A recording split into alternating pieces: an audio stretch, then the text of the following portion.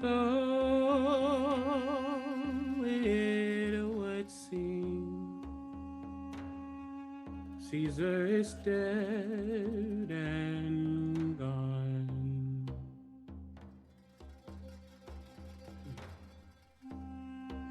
And now the people can see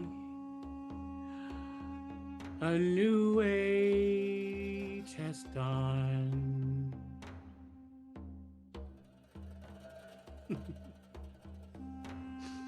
With strife, anger, and pain, what will come of us?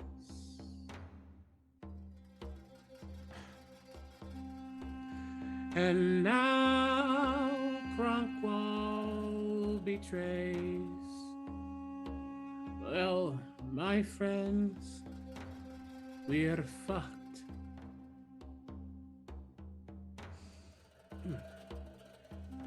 But what will Rysar, Merula, and Akasha do? This cat is curious. I'm sure so are you. Let's see what happens next.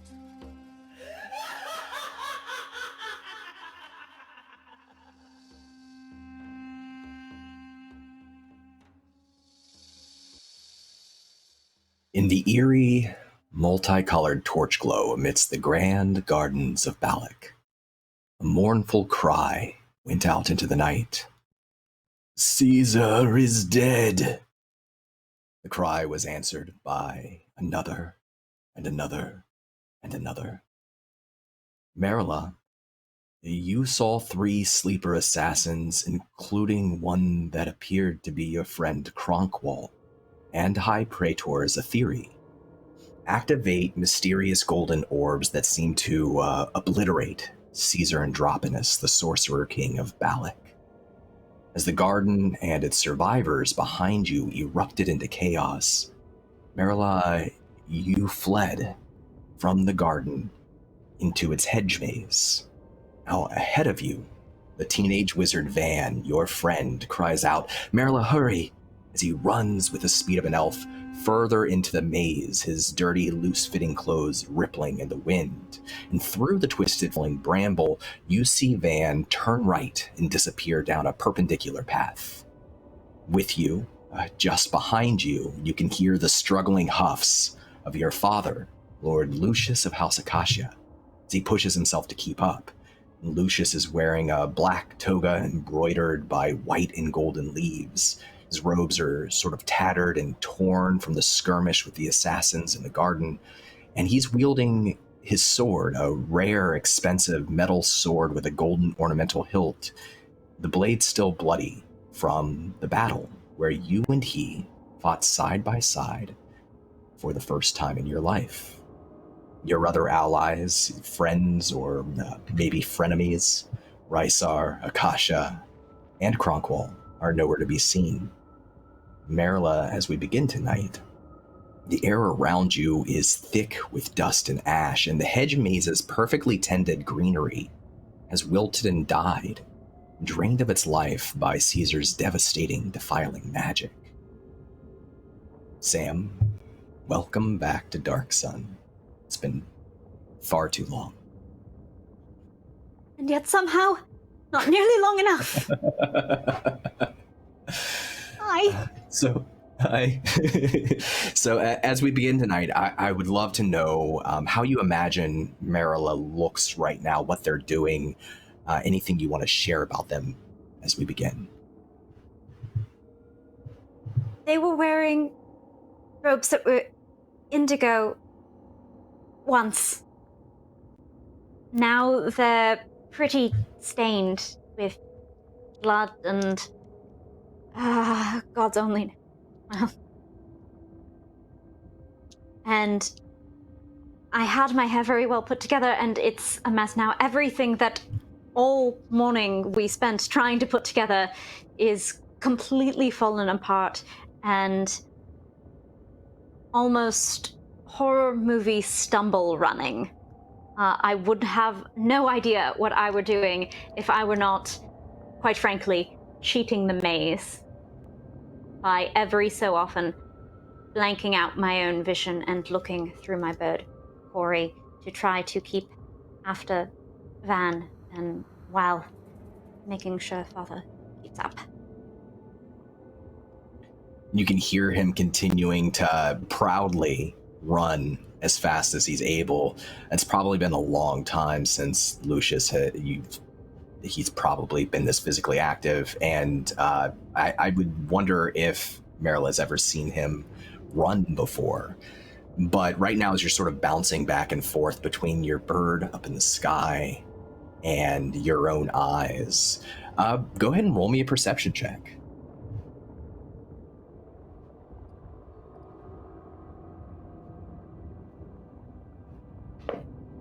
14.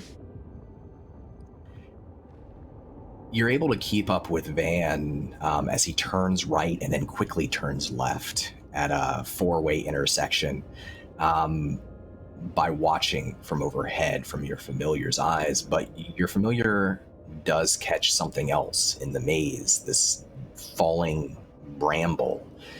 You see closer to the center, a large figure, looks like a mall, so very tall, broad shoulders, muscular, a pair of stone curved blades.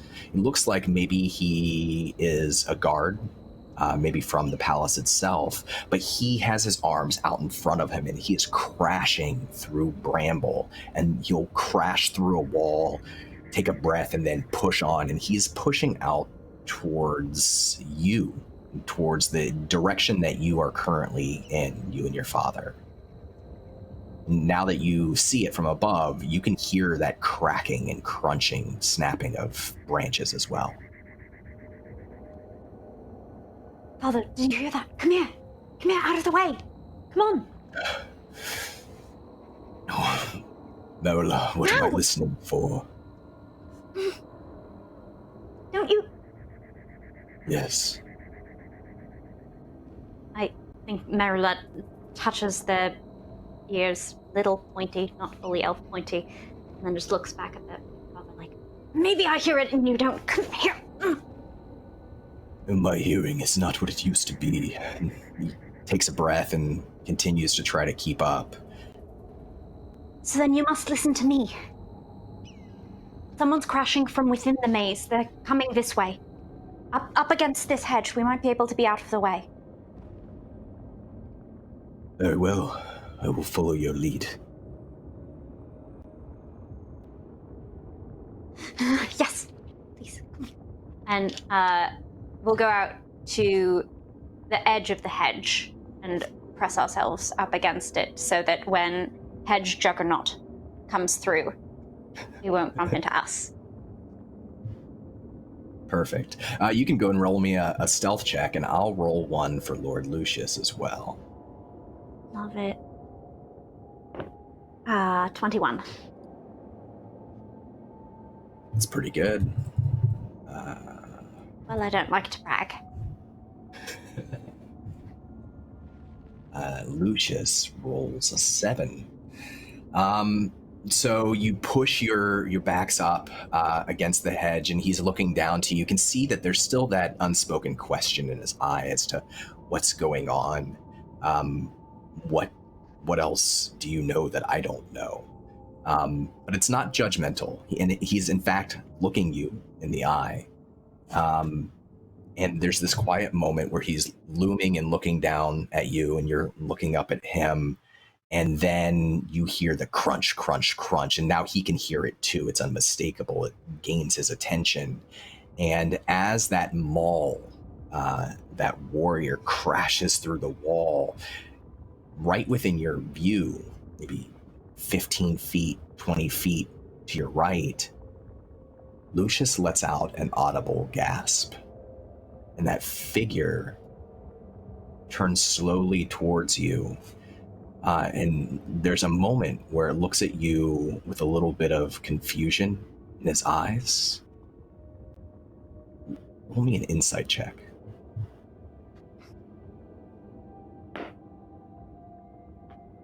believe that is... Yes, another 14. It's pretty good.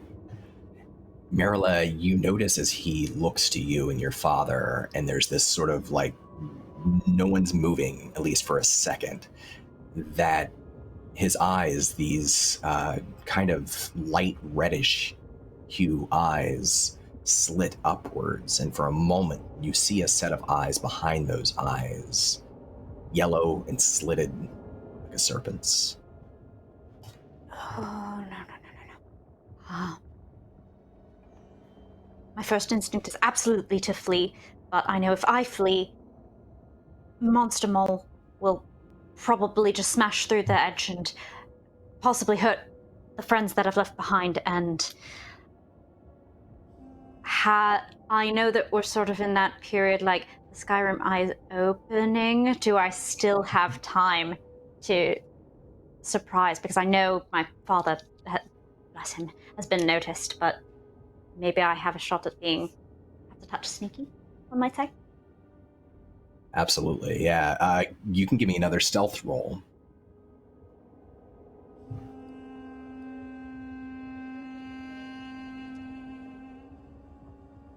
I'm sorry? Oh, you can give me another stealth roll. Yeah, absolutely. Right. And I think after your father gasps and this figure turns towards him, your father, whether he meant to do this or not, he steps forward as well, blocking part of you from view. And he holds his blade up ahead of him, and he calls out down the hedge corridor. What is the meaning of this? Who are you? This is your moment. Yeah, Merula's gone. That's a 30. This is great. It's perfect. So what's Merula's approach? Merula, having pressed themselves against the side of the hedge, then flanks back into the maze and up through the hole that the mole had just come from, and introduces their dagger to his ribs. I love it. All right, go ahead and do it.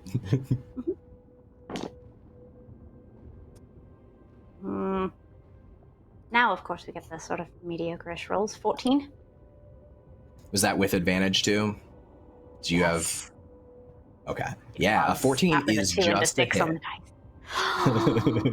dice. Okay. Good. We're okay. We're good. We're good. Everything's fine.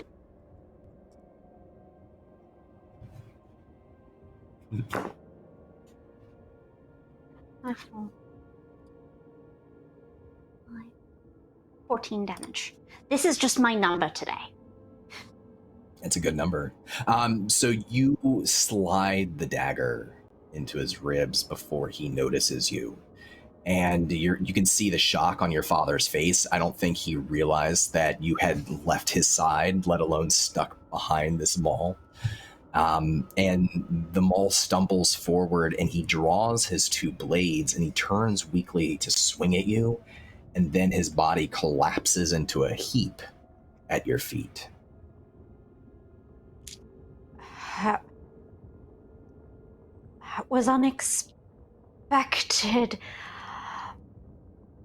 I want to just take a quick look, just the briefest investigation of, will this person / sneaky monster get back up?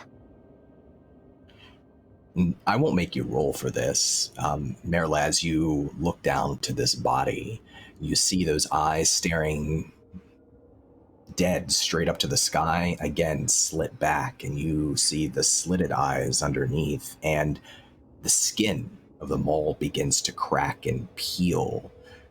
It's shedding, it's sloughing off rapidly, and there's something moving inside of it, like a bulge in its gut that travels up to its chest. You can hear the cracking of bone. Go for it. Stab it again. How close is my father at this point? I think he probably like closed in 10 feet to prepare himself for whatever was going to happen. So maybe he's 10 feet away. All right. Nope. That was a panic stab, but I think I got a piece just where the bolt it had just moved away from, and grazes off. You stab into the body, but not into the moving bit, and a moment later, the flesh of what appeared to be a maul sloughs away, it breaks open, and emerging from it, much larger than the figure that you just stabbed, is a snake-like humanoid. It's shaped like a snake about the size of a horse, with a long, rattling tail, these green and dark brown scales, and those same two eyes that you recognized from before, and this grinning, fanged smile. And as it rises up into the air, sort of swaying back and forth, you see two humanoid arms attached to this creature reach down, and they pick up both of what was the maul's stone blades, and it begins to whip around in the corridor. I'm going to give you one more action here, as it takes time for even a creature used to shedding its skin to shed. I'm going to whistle for Corey to just swoop down and fly by quickly, as they've done all evening, and with that brief distraction, take one more stabity. Yeah, Corey can give you the aid action. You can have advantage on this. Thank you. Okay, that should do it. 16. That will be a hit, yeah. Good. Might have changed when it got snaky.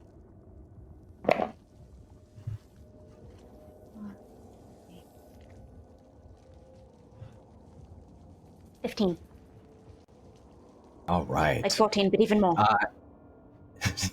We're slowly stepping up. So you slash with your blade through some of the scales, and there's this thick, much thicker than blood, goop that spills out of the wound and trickles down the snake's body. It hisses at you, its long tongue flicking out of its mouth, and then it swipes at you with both of its blades overhead, one after the other, right as your father is running to catch up to you to get to your side. And it's going to be... Can I take a cunning action to dodge? Absolutely, yeah. Lovely. So it'll be a 10 and an 8. You will succeed in dodging. You still have your movement, too. Yes, I do. That I could use to receive an attack of opportunity, but after I've just dodged, that seems terrible. So I may not. I may opt not to.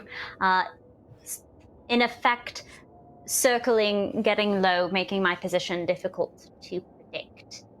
They move themselves rather smoothly at this point. There's something almost hypnotic, almost snake-like to their movement. I love that. There's sort of dance between the two as it's writhing up at top, and then it snaps down at you and slashes, and you dodge, and you're moving at the same time. And after the pair of misses and you hold your position, I think Lucius, your father, runs in. He attempts to interject himself in front of you. Do you stop that from happening? I'll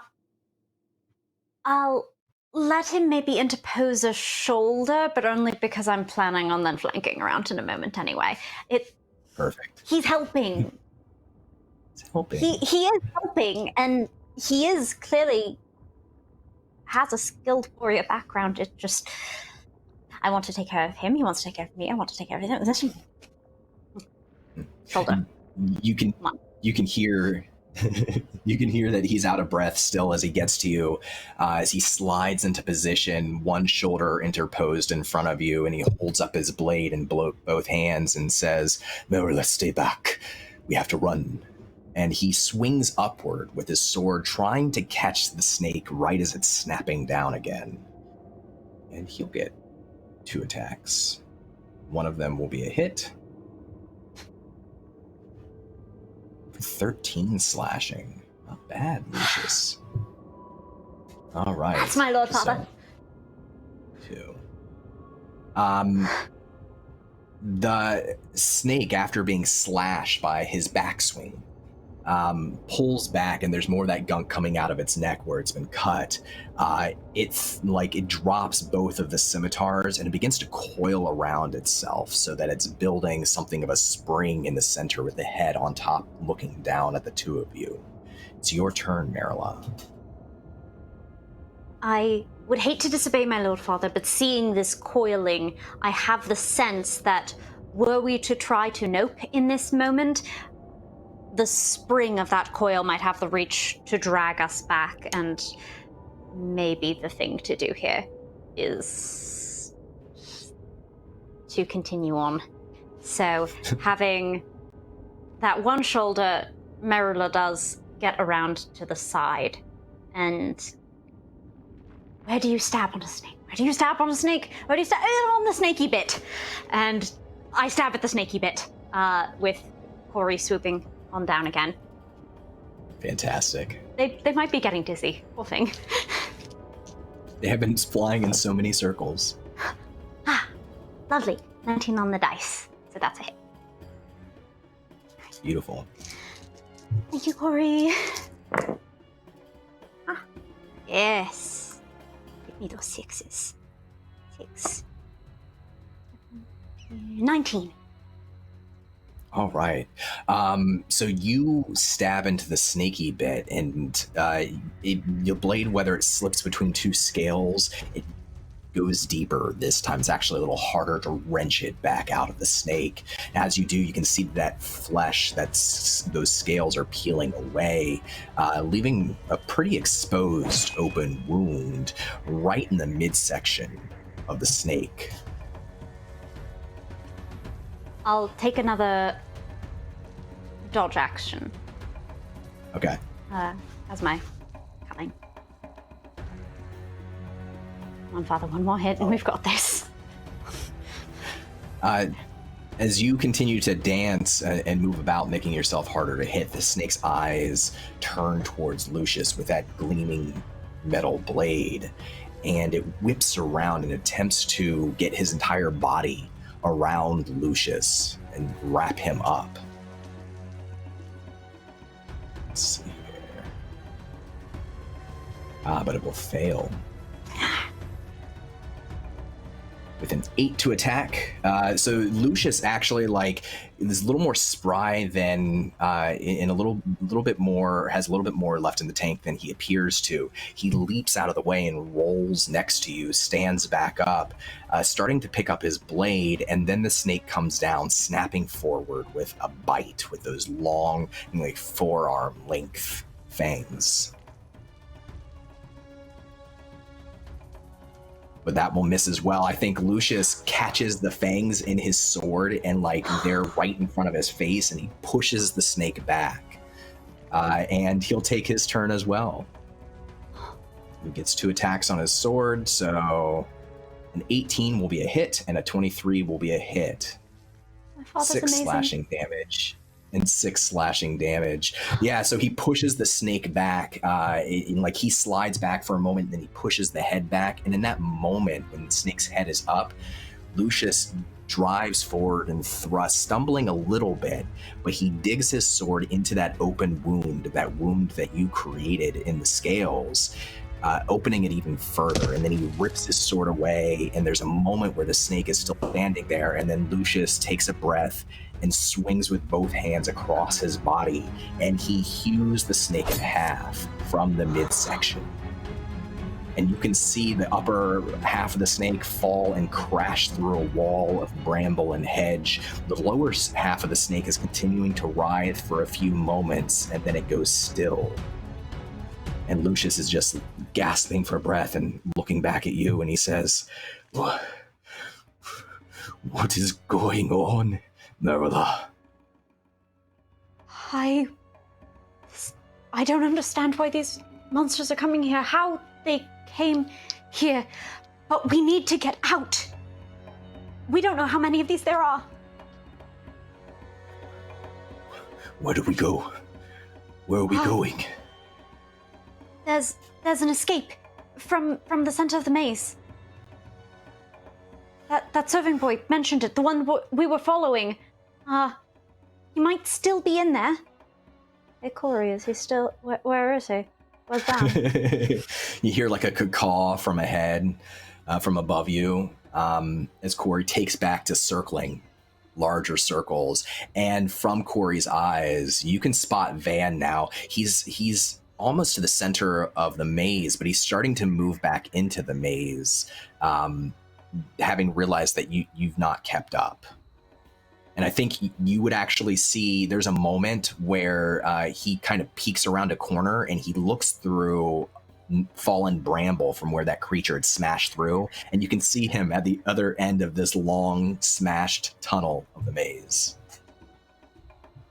It's like the maze equivalent of severing a Gordian knot. And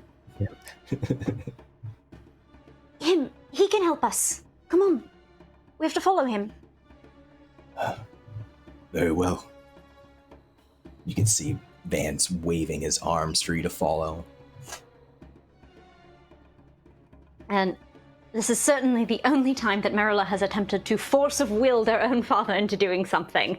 But they are trying to project as much confidence that this is the way out to try to get him to do it. And questions later, so many questions over. So many. Now climb through hole made by snake mold. Your father is following you, Merula, kind of crashing a little bit, but keeping up. And you move through one hole after another hole, and it's 4 holes through, and Van's still waiting, like looking around, as though he's expecting something terrible to happen at any moment, but nothing else right now does. You reach the center of the maze, and as you do, you can see Van gets down onto the ground as you get closer. And it's not far from the fountain itself. He pulls away what looks like grass, which is strange because all of the grass here has withered and died, except for this little patch. And he pulls up on a hidden handle, and a hatch rises from the center of the maze, revealing a dark passage below and a ladder, a rickety wooden ladder that descends into the darkness. This is our way out. Come on. And Merula will wait until after Van and Lucius have gone in so that they can call Corey and sort of just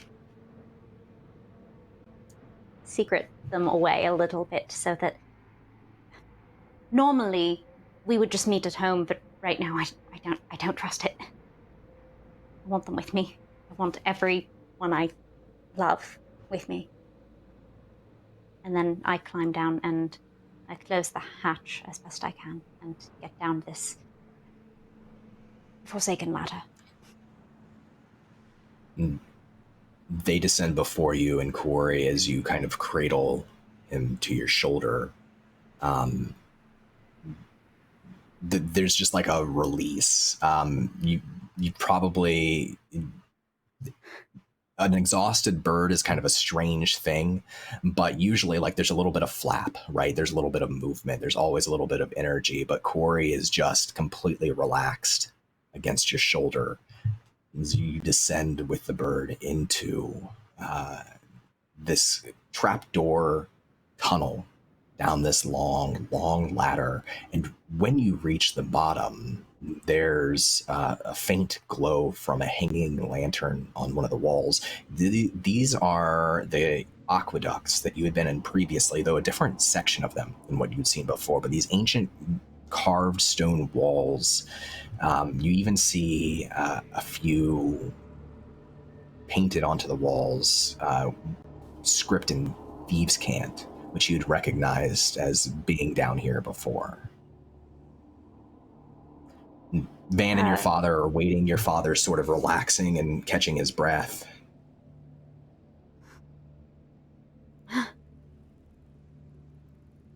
So, boy, these aqueducts will get us out of Caesar's garden? We can get out to safety? Van sort of pulls some hair away from his face, and he smiles and he says, "And they go all over the city, everywhere.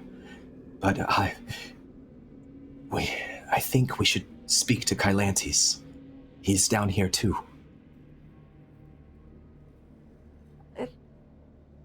Where? Do you know? Can you take us to him? I can take you to him, Merula.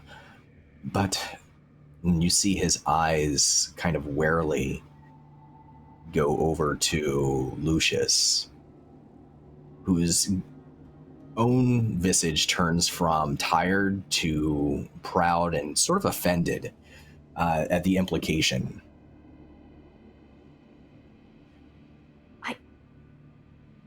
I'm not leaving him. Not tonight of all nights.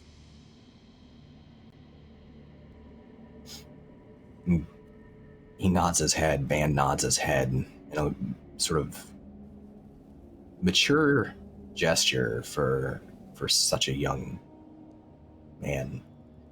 And he says, "Well, I'm not leaving you, so if Kylantes doesn't like it, I'll take the blame. Just please, my lord, whatever you see, whatever you hear down here, it's a secret." My father's an honorable man.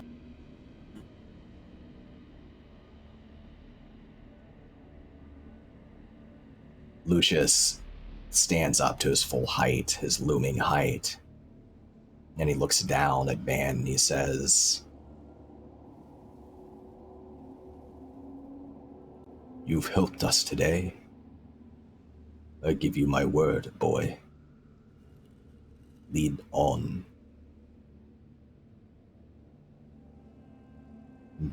Van nods his head and he sort of gestures for you to follow, and he turns and starts off down the hall.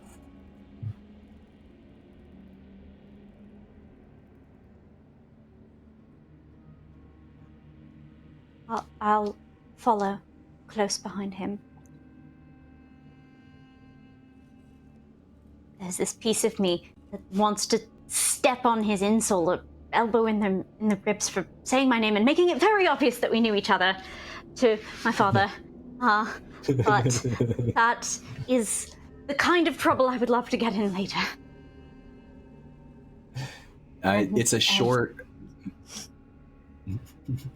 and he doesn't know either. He's completely oblivious. Of course he is. It's a short walk down a couple of twisting corridors in this underground stone aqueduct, and Van reaches a point in the wall where there's another one of those symbols and another hanging lantern on the corridor wall beside it, and he snuffs the lantern light out, and there's still a slight glow on the wall where that sigil is. He traces over it with his finger, and then you hear him whisper something underneath his breath.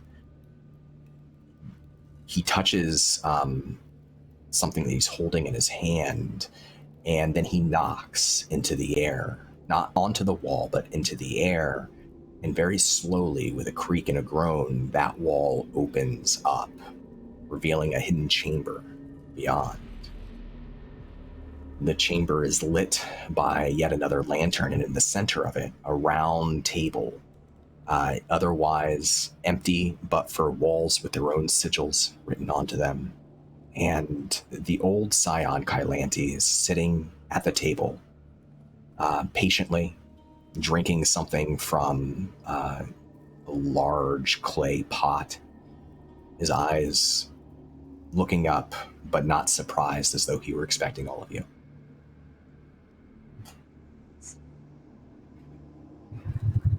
Out of curiosity, Van taught me a little bit of thieves' cant once upon a time. Can I read these sigils, what they convey? Yeah. So there's so many different things written here too. Give me a history check, and let's see what are some of the things that you can pick up pretty quickly, at least. Do we like investigation? Yeah, absolutely. I have to try. Yeah. That's a natural one. It's, So- I think, a 9 total, but let's focus. It's a natural one. It's a natural one. So here's what I'll give you. That all of the symbols written on the wall, not sure when they were written or who wrote them, but some of them are thieves' cant and some of them are runes of a different nature. And the thieves' cant symbols are all the same. You can't remember or can't quite place what that symbol means, but the other runes that aren't thieves' cant are written in some language that you're not familiar with.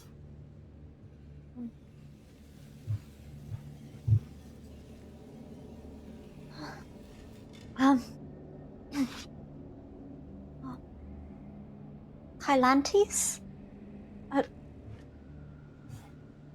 He brought us to you. Do you have... Please tell me you have answers about what's going on right now. Van rolls in and nods to Kylantes and sits at the table, and he says, "I'm sorry about him, but he helped. I don't think he's bad." Kylantes smiles at Van and then at you with your question. Lord Lucius stands in the doorway. He's hesitant to come entirely in, suspicious, or he has suspicion in his eyes. And Kylante gestures for you to enter slowly, and he says, "I'm willing to tell you what I know, Merula, which is more than I have shared before. Come." More than... Yes, in. He pours from that clay pot some water into several clay cups set out the table, and he sets the pot back down, and he says, "I am a member of an organization. We work all across the Tablelands. We are new here to Balic and small. We look after wizards, both good and bad. We protect people from wizards and other threats, even threats like the praetors, Caesar himself. But not even I, or any of those who work with me, saw the coming of these creatures. I cannot see into their minds. I do not know how they appear to look like us, and I do not know what they want.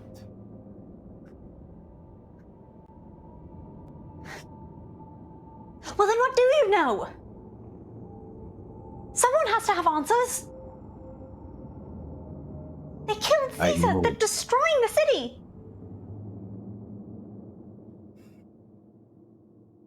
I know that you and your friends, Merula, you went to a place that I do not know of, in their minds, an island far, far away. I believe that is where these creatures come from. But as to how we can protect the city, there is no one in Balic, I do not believe, who can root these creatures out. And with Caesar gone, things will get worse. unless we seek out new allies. Please, have some water.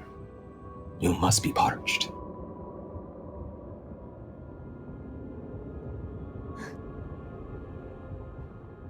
Merula fake sips.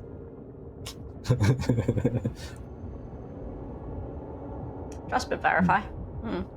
I will wait until I see Galantis actually drink and actually swallow before I partake, even though I'm terribly thirsty, but I'm also trying to read. There were some very key words that have given me an anxiety, and so I'm trying to gauge my Lord Father's reaction. It's one of those, like... Roll me an insight check.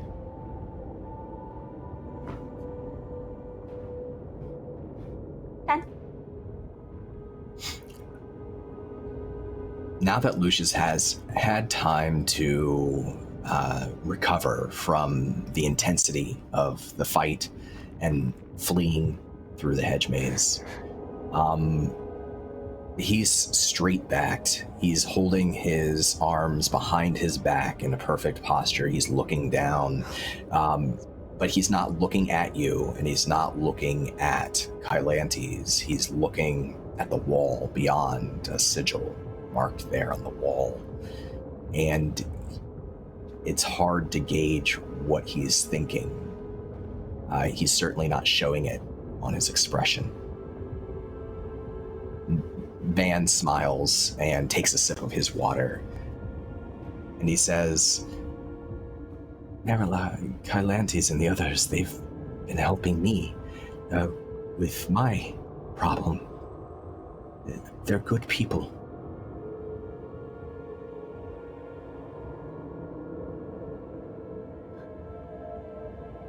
And they can help us help Balic.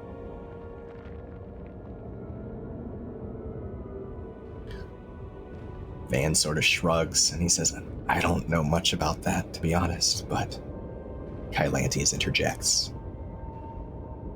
Merula, I require, if I am to help, the compliance, the aid of powerful people in Balic. Now that Caesar is gone, the houses will turn on each other. The praetors, their magic, will cease to work. They will not be able to keep the peace. The houses, they must work together. And I believe that I know a way, an ally, someone who can root out these invaders, who can help save the city. Who?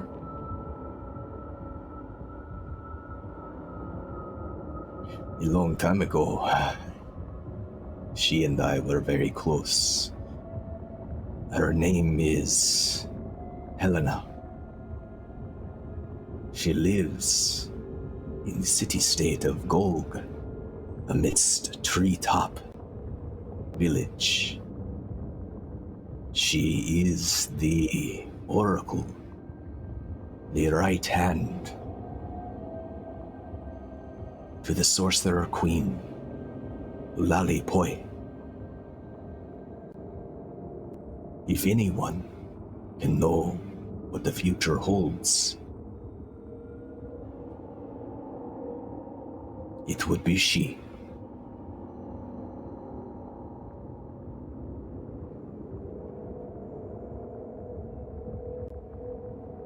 You make a history or a politics to, like, have I heard? Yeah. I mean, I'm sure I'm familiar with the city-state, but how much I... Yeah, roll me, let's call it a politics, and you would know at least basic information about Golg, but I can give you a little bit more depending on how you roll. You have been cramming. You've been studying a lot in cramming. Yeah. Dirty 20, actually. Okay. Yeah, so I've been cramming. You've been cramming. Golg is one of those very interesting places. Of all of the city-states, it's unique in that, A, it exists in the only major forest in the Tablelands. Everything else is pretty much a desert or mountains or wasteland, but Golg is a forest, and the other cities call its leader Sorcerer-King, Lulali Poi. She refers to herself as a goddess of the forest, or the Oba of the forest. And she is revered by the people who live in the loosely connected villages of Golg. Some of them in the trees and some of them in the forest on the ground. She's revered as a goddess by her people. There's a great gate around the city-state that keeps people out of the villages, and people who enter the forest without appeasing the Oba of the forest oftentimes vanish and never return. There's not a lot of politics or trade in and out of Golg compared to the other city-states. It's very secluded.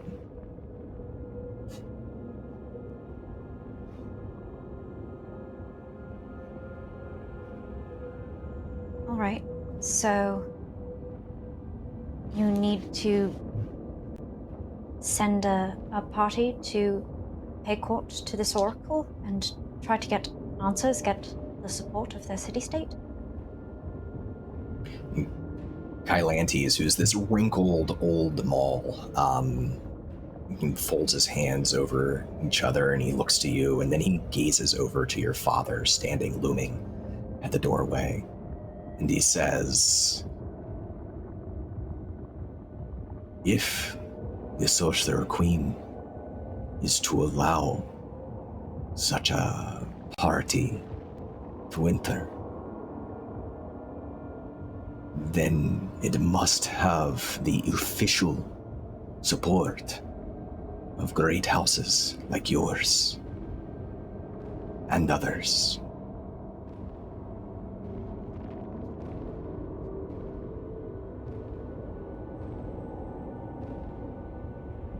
Merula gets up and moves very close to their father's side, gazing at whatever it is on the wall that's captured his attention. And in that kind of, we're having a Kochi conference. What do you think, Father? Do you think other city-states might be able to lend aid? He looks down to you and again makes eye contact with you, not looking past you. And he says, Merula, I do not know this man to trust him, but what he says of Lulali Poi, it is true. Her oracle is powerful. Perhaps she could help.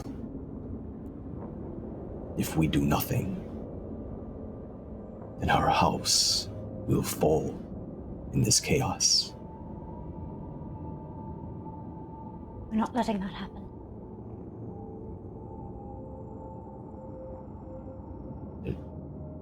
There's a small smile at the corner of his lips at that.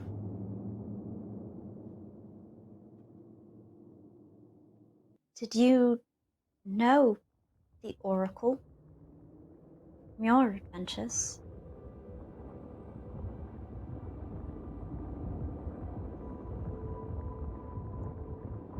I knew her mother.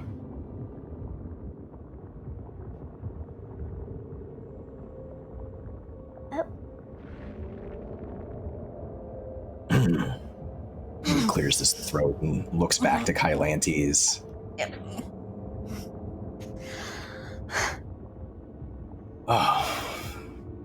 Well, perhaps it's time that we set up a meeting between the houses. And I will not ask you for companions are in this little organization of yours.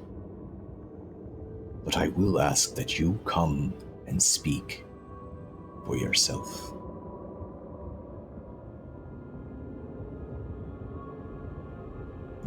Looks back down Seems to only Merula. fair.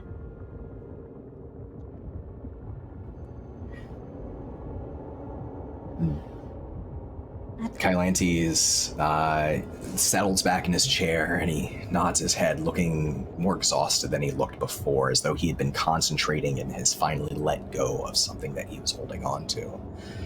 And he says, "Yes, but of course, please, name the place and time, and I will be there."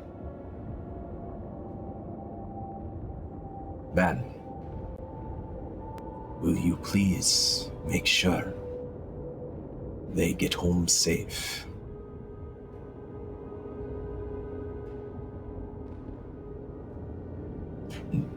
Van bolts up out of his chair and says, Yes, of course.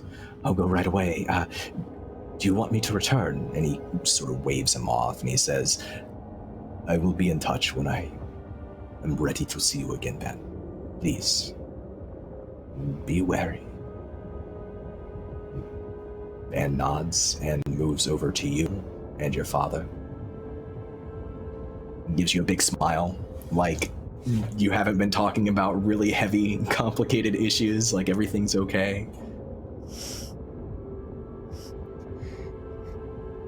It's like dim lighting, right? So no one can see me blush.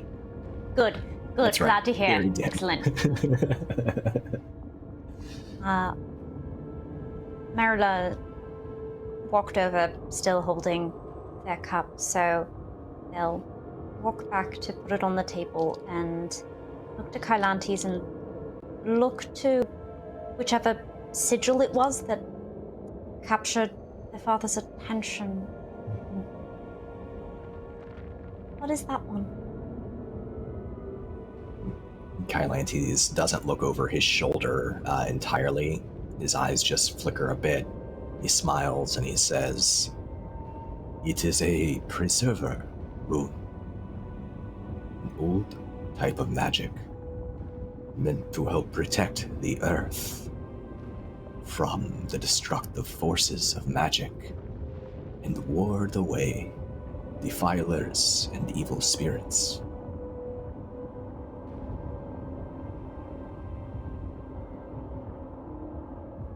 Magic can do that? He smiles without looking back and he says, not out loud, but inside your mind, "It can. And I can help show you how."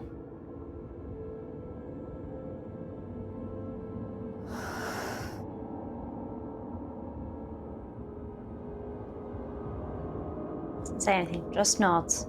Puts down their cup. We'll be in touch. Kylantes. Thank This you, meeting. Merula. Stay safe. You as well.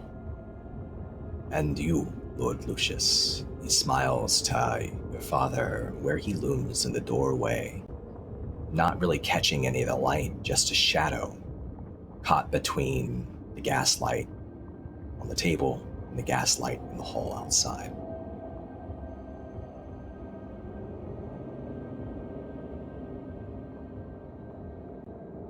Merula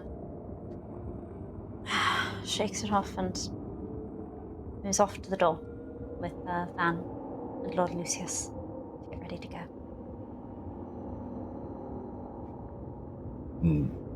Lucius heads outside and waits in the hall, in the corridor. Van waits for you, smiles, has pulled like a piece of jerky that he's just kind of chewing on as he waits. And he gestures for the door once you come, and he says, "After you, it's a long walk back." Merula passes through the doorway and just let slip a little fold of the toga that I think at this point Corey's probably sleeping in, poor little sleepy bird.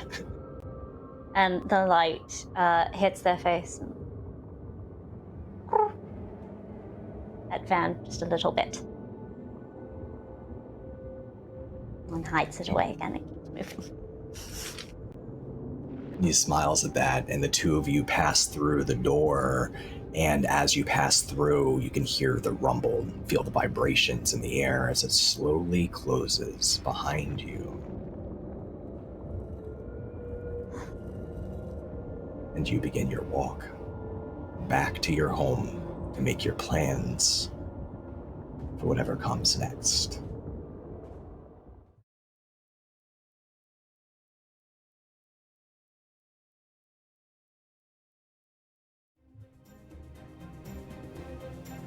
Akasha of House Sereno, you cradle your grandfather in your arms amidst the scorched, withered grounds that were once the grand gardens of Balic.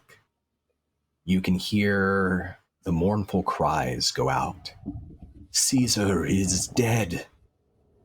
Jonah, the miracle worker of the maze, and the one who, like you, desires to become a praetor. He stands behind you, staring out at the carnage that remains after Caesar's destruction. And Jonah has terror in his eyes. At the gates of the garden, the survivors of the attack are attempting to flee out through those shattered gates, some of them being questioned by a pair of praetors, trying to figure out what exactly happened here. Merula and Rysar have both vanished, having fled to who knows where. And Kronqual betrayed everyone, and he too vanished in an explosion of green light after helping to kill Caesar. But Lord Atlas, your grandfather, he's holding on to you. And the old beggar, Amaran, your new friend, rushes over from the crowd to your side holding that large floppy hat of his. And he asks, Lady Akasha, are you all right? Are you hurt? No. I mean, not outwardly, obviously, but yeah. No. There's a lot happening right now. Christina, welcome back to Dark Sun. Do you want to describe what Akasha looks like right now and, how you imagine this moment for her? I think she looks incredibly frayed and harried, but still impeccable. However, there are multiple cuts in her dress, and in the bottom of her dress is torn and ripped, and she had a very nice dress put together for this event. So she's very upset about that because she doesn't want to focus on the fact that she's absolutely terrified because her grandfather was in danger, her friends are in danger, and she has no idea what all just happened. And I guess most of all, she just wants to know, like, as somebody that was running for praetor, am I now in line to be the next Caesar? Like, that's a lot of responsibility. Does she voice that out loud, or is that just running in the back of her mind? No, that's completely out loud. Okay. I think your grandfather, who's sort of been in shock because he too, he's seen Akasha use magic. He's been part of this chaos, and he's old too. Like, you really had to work to keep him out of danger over the past, however many long minutes everything went down. But your grandfather will snap out of his sort of shock when you mention that question out loud, and he says, "What? In line for Caesar, but well, wait a second. Maybe. Oh, but I don't even know how they would begin to figure that out. Akasha, there's only ever been one Caesar. The only one. There are hundreds of years." So does that mean I get immortality too? I don't think that's how it works, my dear. No one lives forever. And I have a bone to pick with you. With me? Absolutely with you. I understand that it's shocking to see magic just start to happen in front of you, but if any case you see, I don't know, a magical tiny hut appear around you and your granddaughter going, stay in it. Huh?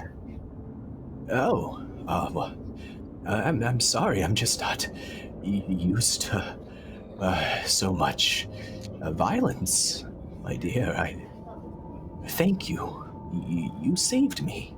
Thank you. Well, and about that other part with the whole surprise, I'm a magic user.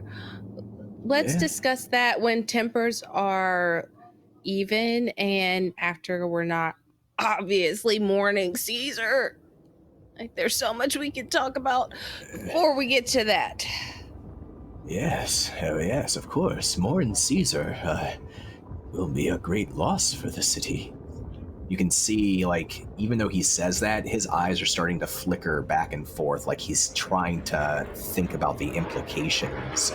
He seems shocked, but he doesn't seem mournful. Although there are people who have not, like, many of the crowd is fleeing out back towards the city. There are a number of individuals who have fallen down in what's left of this withered grass. And they've torn their clothes, they've torn their hair, this sort of act of loyalty and mourning that is very emblematic of Balic culture. And they are continuing to cry out for Caesar.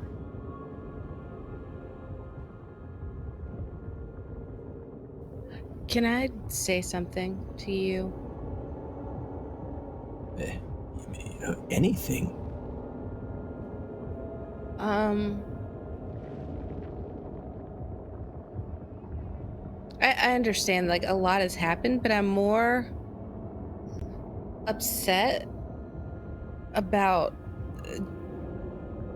the people that were hurt than the godlike figure. Is that bad?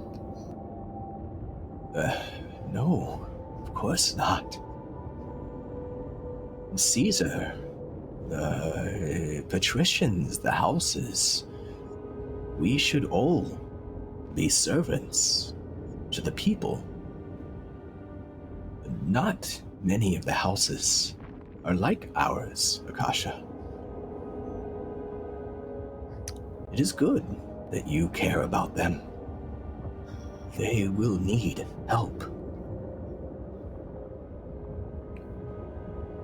So would you like to explain to me why you don't seem that upset about it? I'm just so shocked that it happened. What were those things? Who were they? Where did they come from? Who knows? Are there more of them out there? What do they want?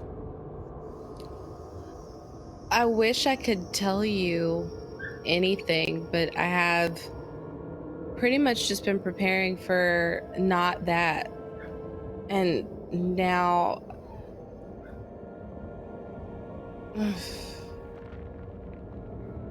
Listen, it just gets really hard to keep... I promise I care about everything that's happening, and I just don't know how to process it. I don't know how it's supposed to come out in a way that seems genuine when, like, I stick to myself because I don't get hurt that way. I don't have to deal with this. I just have to deal with myself and you, who I love dearly. But there's stuff happening with me. There's stuff happening in Balic that I just can't comprehend or understand, and I don't know what to say. He reaches out two hands. They're still shaking a little bit for your hands.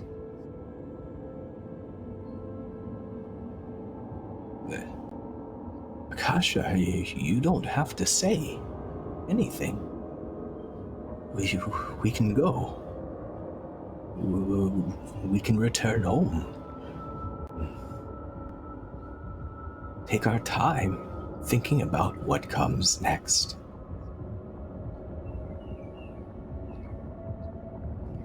I have friends now.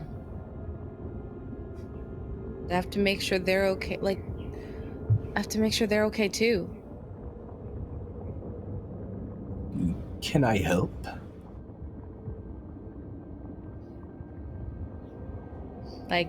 Go on an adventure with me? If that's what you want, yes. I hope. I would be scared that I would slow you down. Well, even at your slowest, you're still an elf, so you're kind of fast. There's a twinkle in his eyes at that. That's true. Oh, so let me catch you up just a little bit. Do you remember when your ship went out? Yes, the Akasha, the one I named after you. Yeah. So, I've been secretly sneaking into the city, and I was on the ship, and I kind of had a moment, like I want to do, and the ship went down with everybody on it, and I saved myself and my turtle friend, and let everybody else go down. And then I met up with my new friends, and I stabbed a guy in the throat. Just a lot has really happened. But it feels so nice to be able to share all of this with you now, because we're all, working together. You can see he's trying to work through each part of what you just told him in his head, and as soon as he starts to wrap his head around one part, there's another, and he kind of rubs his forehead after you tell him, and he says, I'm glad you're all right. That's terrifying. Turtle friend, the same one who just killed Caesar? That's your friend? He's more of an acquaintance. Oh. But you don't control your friend's actions, so you really can't control an acquaintance who just murdered Caesar. I suppose that's true. I'm glad that you told me all of that. I feel like you're grown up so fast and don't even know what it is you do when you're away from the house, but is it always so violent or with people dying? Lately?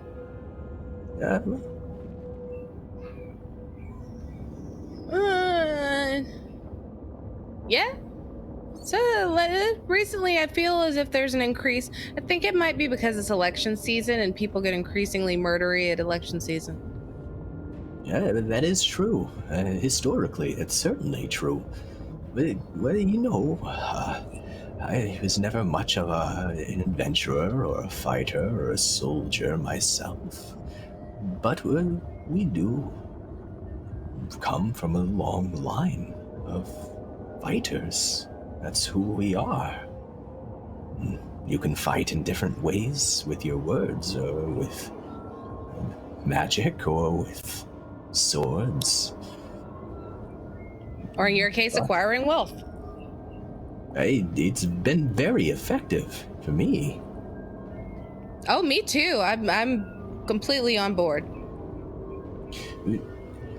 So, and he looks around again. The gardens started, more people have poured out. There's still people weeping, but some of them have actually blown out their voices from mourning, and they're just kind of exhausted in the ruin. Amaran is sitting there, legs sort of pseudo-crossed, holding his hat in his hands. He's just watching you and watching your father and looking around to the crowd to make sure that nothing else is going to happen. And as time has passed, you father, you hear locked in this moment, almost as though you're the only two people here. He said, or your grandfather, he says, Akasha, this is all beyond me. I'm a merchant. I'll help you however I can, but if we're going to do something as a house in Balic or beyond, I'm not the one who can lead us there. I'm not asking you to lead. I'm asking you to come with me so I can protect you. If you stay here, I can't make sure you're okay. I don't have a direct way of getting in contact with you. I can't leave you here when people are dying. I will not leave you, Akasha. I will follow you wherever you decide we need to go. And help how I can. Is it because I'm your favorite? You are, it's true. I know. But now I'm your favorite who needs to keep you safe. And that is part of my growth that I addressed in my speech before everything else happened. Where should we go right now, Akasha? I think we're going to have to find Merula.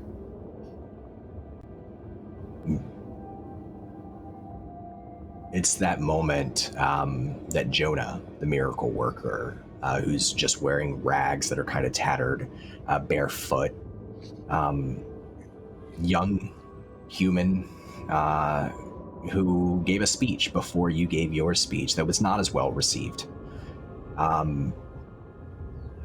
He kind of steps forward from where he's standing on the outside wall of the hedge maze, and he speaks up. He hasn't spoken up so far, and he says, I think I know where your friend went, Merula.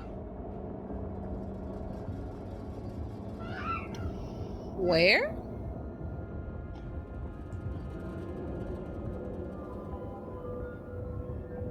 My friends led her to a place below the garden here.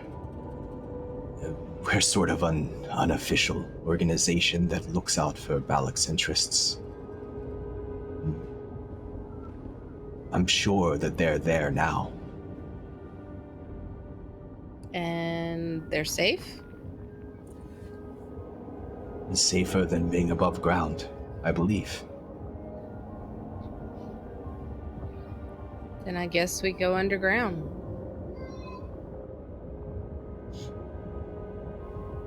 Our organization. We're not always aligned with... And he looks to Atlas for a moment and then back to you. The politicians of the city. Praetors. The scions. The college. We work for the people. And their identities, my friends' identities, they could be the difference between their lives or their deaths. I don't care what happens to me. But if I bring you to them, you'll be a part of what we're doing. I need to know that my friends would be safe.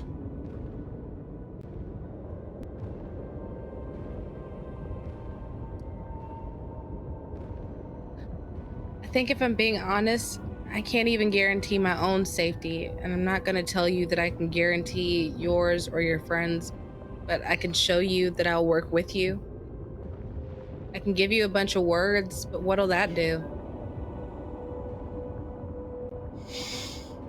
He nods with understanding and kind of surveys the ruins, and he says, our leader has a plan. He wishes to get support from any of the merchant houses that will help, and send a caravan out into the wilds to seek out an oracle who might understand how we can protect Balic against all of its threats. Wizards, these invaders, the houses that will tear the city apart for the chance to rule it. This oracle, she will not be easy to reach. She is far away, and the travel is dangerous.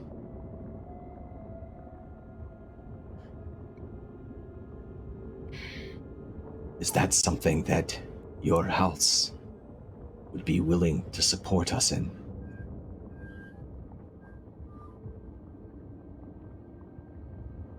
That's a really big decision that I would have to talk to my grandfather about.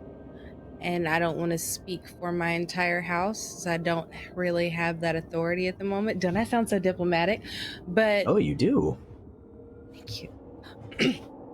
But I think that it's for the best that we go and I meet your leadership and make that decision for myself upon meeting them and talking to them, and we go from there.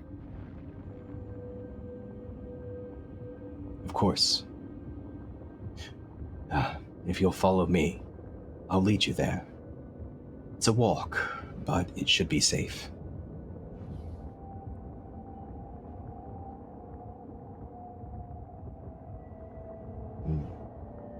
Atlas stands up slowly and kind of wrings his hands. He says, I'm sort of tired of walking, but if you think this is best, dear, I'll follow you. Hopefully we'll be there soon, and when we get there, we can find you a corner to sleep in.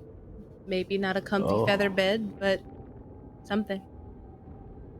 That sounds wonderful. I hope it is a feather bed. And Amaran stands up at the same time and holds his hat, and he says, Lady Akasha,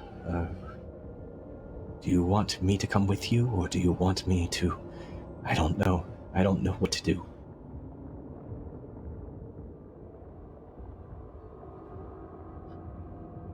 Do you want to?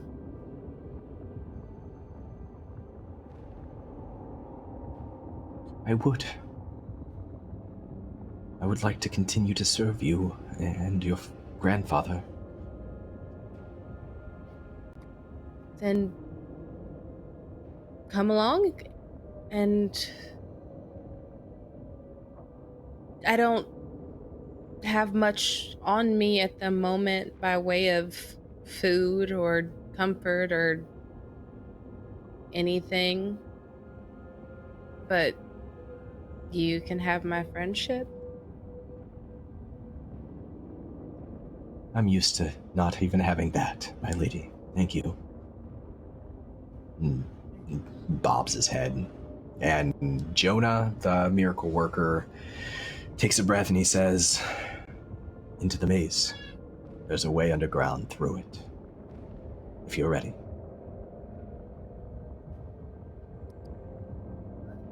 Are you sure you know the exit?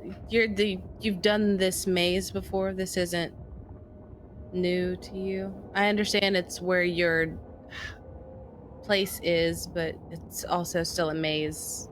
So at the center of the maze is way down.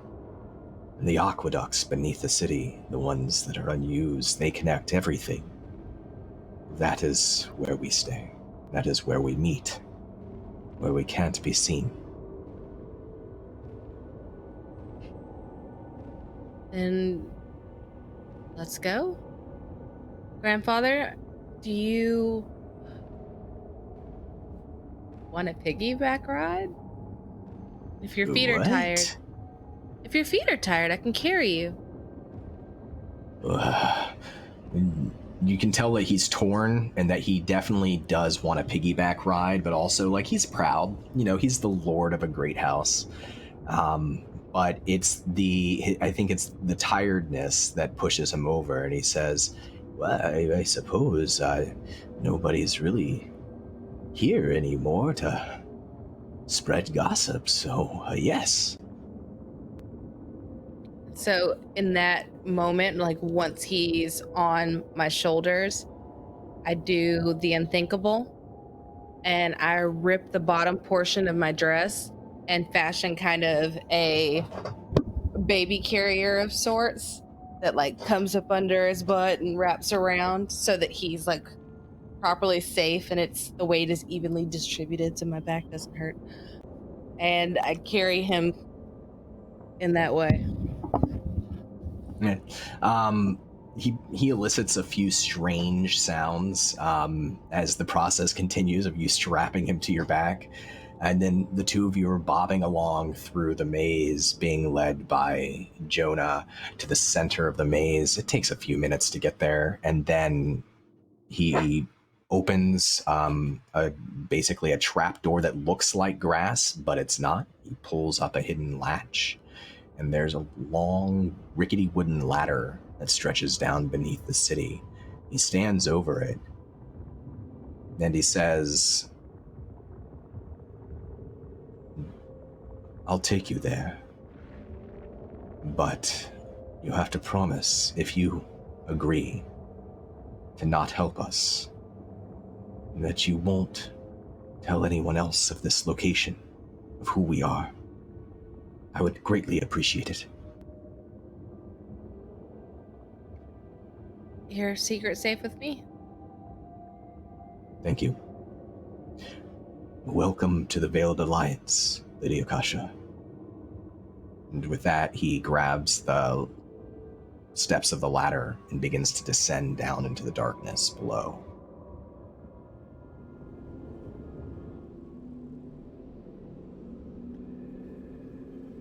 I love you, but I'm gonna have to put you down now. You're gonna have to make the climb by yourself. Okay. I've got I'll go this. under you. Oh, okay. You are a spry one.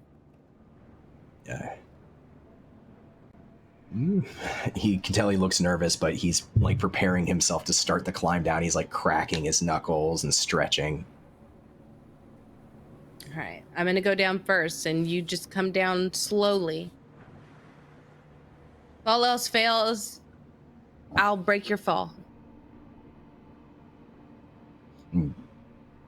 He smiles at that. He believes you, and he begins to descend too, very slowly, but the ladder doesn't break.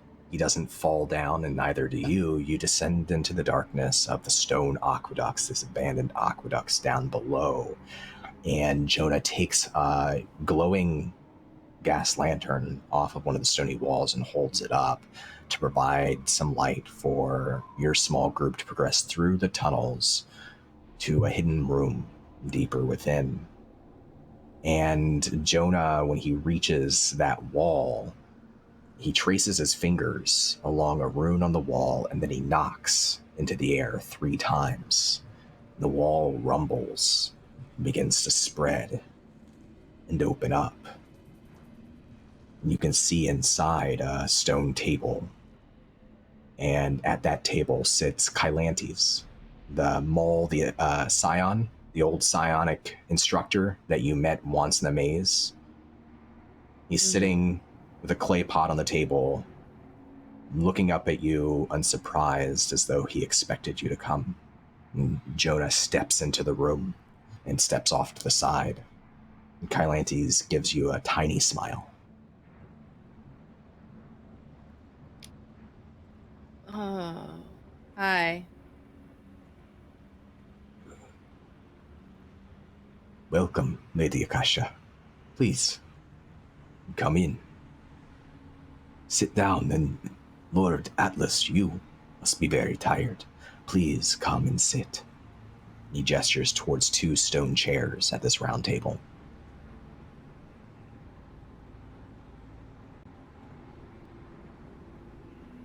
I didn't expect to see you.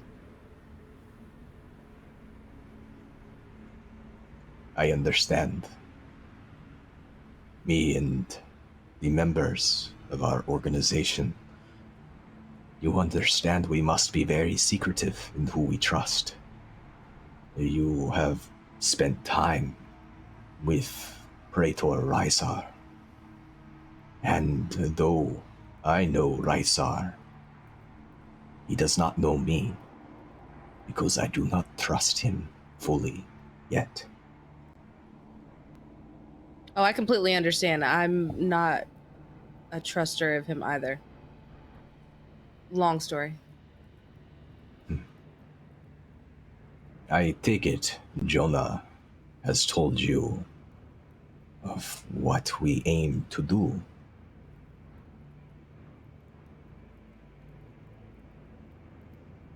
Yes. We are caravans and failed alliances. And he nods a little bit and he says, the Veiled Alliance is an organization that exists all over the world. Different groups in each city. We protect the people from wizards who would abuse the land and hurt the innocent. Sometimes, oftentimes, we must work against even the kings and queens of the world, for they are nothing else other than the most powerful wizards. And now, we must work against these invaders, these things that can appear as we do. I believe that there is a woman who can help us in the city of Golg, an oracle named Helena. But we cannot get in through the gates. We cannot survive the journey without the help of houses like yours. And I have seen what you are capable of, Lady Akasha. You have power. Not just your words, but more, too. I believe that Balic needs you. And so do we. I don't have. I don't know what you're talking about, but I can.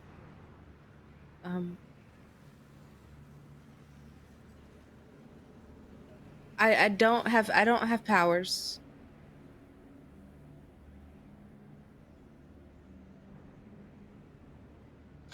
He smiles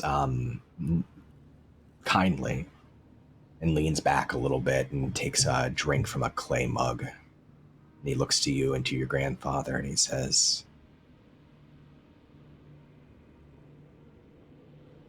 all that we would require is for us all to work together, the houses that will unite to save Balic. I hope that your friends will aid us too. I have to find them. I heard that Merula was here. She was. They were. They were. And now they are gone. Where'd they go? I do not know, Kasha. But I spoke to them as I have spoken to you.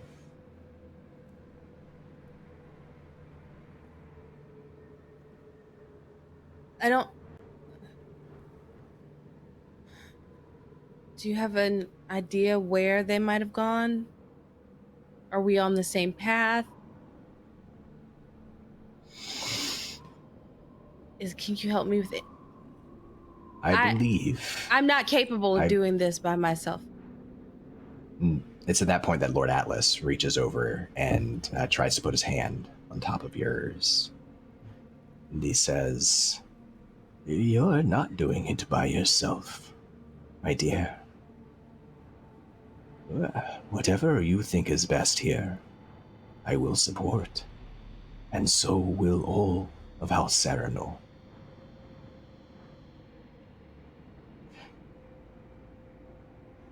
The scion, Kylantes, he looks to the two of you and then down at his cup, and he says,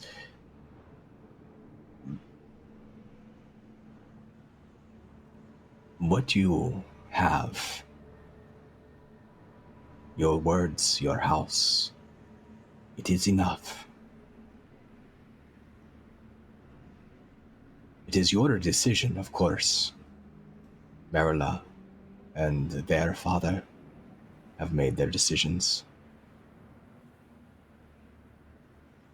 Will you join us and help us save Balic?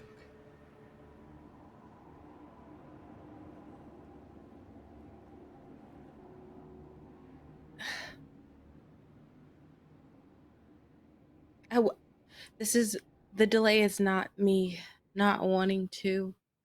I just don't know if, I know that you said that that's enough and my house is enough and my word is enough, but I need to know that I'm enough.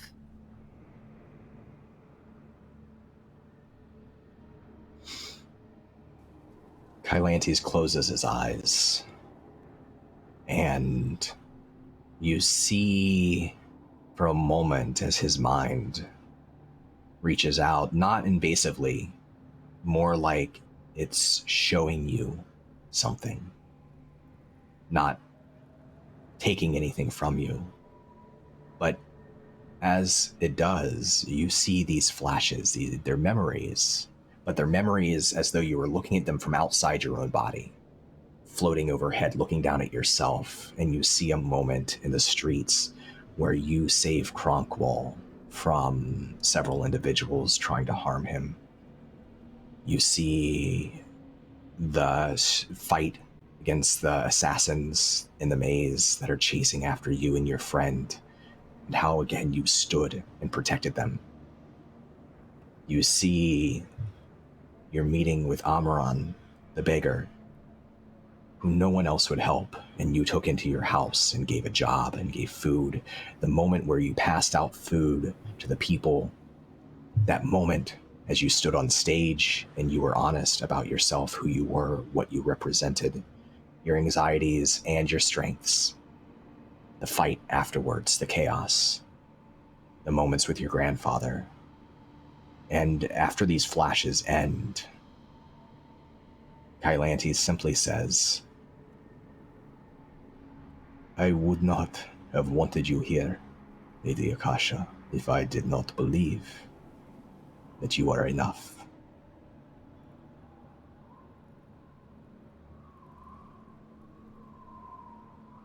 Whatever I can do to help.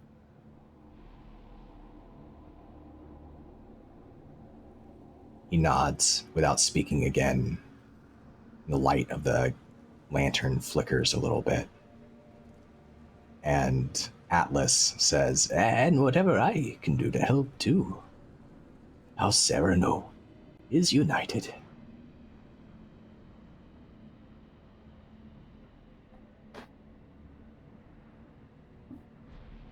Kylantes gestures. The door rumbles, begins to close again, and he leans forward and he says, then it is time that we speak of details. We must leave within the month. And that is where we're going to close the curtain on this scene.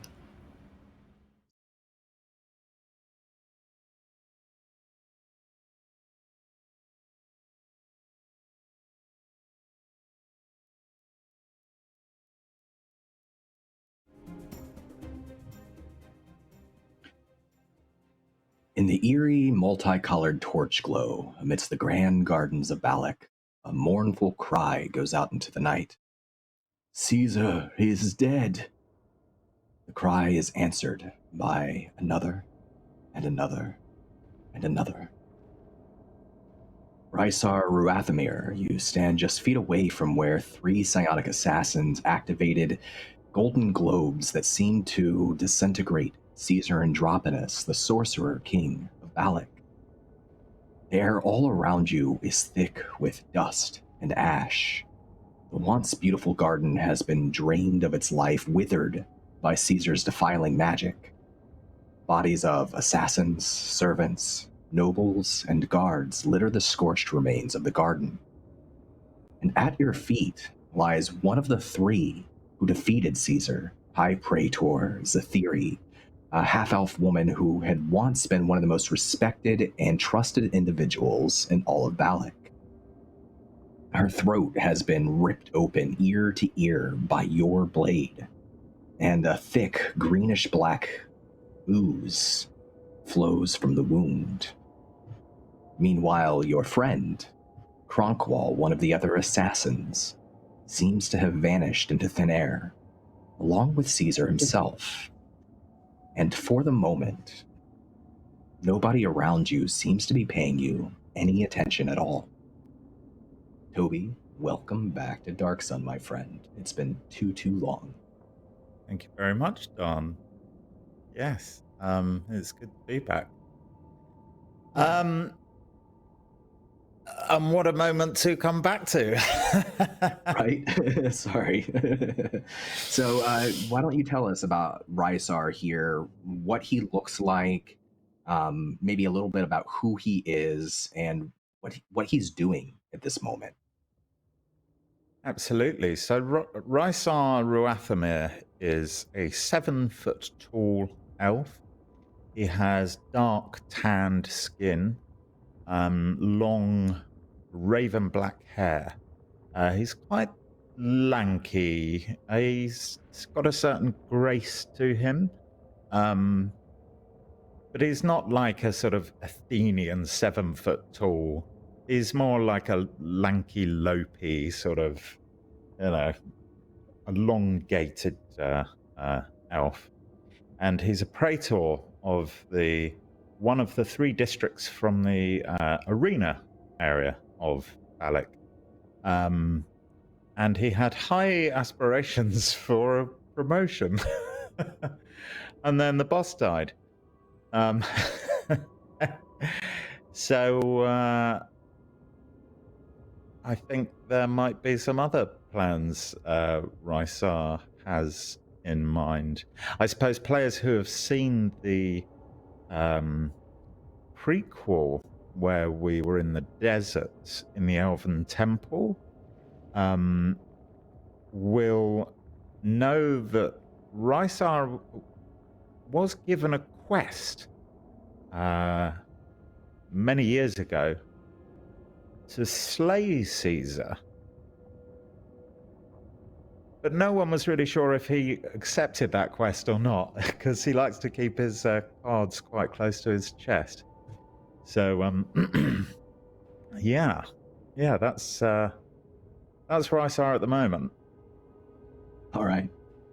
So Rysar, as you're sort of in this daze, and there's this weird heaviness in the air and these voices calling out, some of the survivors from the carnage are fleeing from the garden, pushing through the shattered wooden gates to escape back into the city. And they're pushed back by the arrival of 2 young praetors and 2 half-giant guards that accompany them. And the praetors and the guards are trying to contain everybody looking to flee for questioning.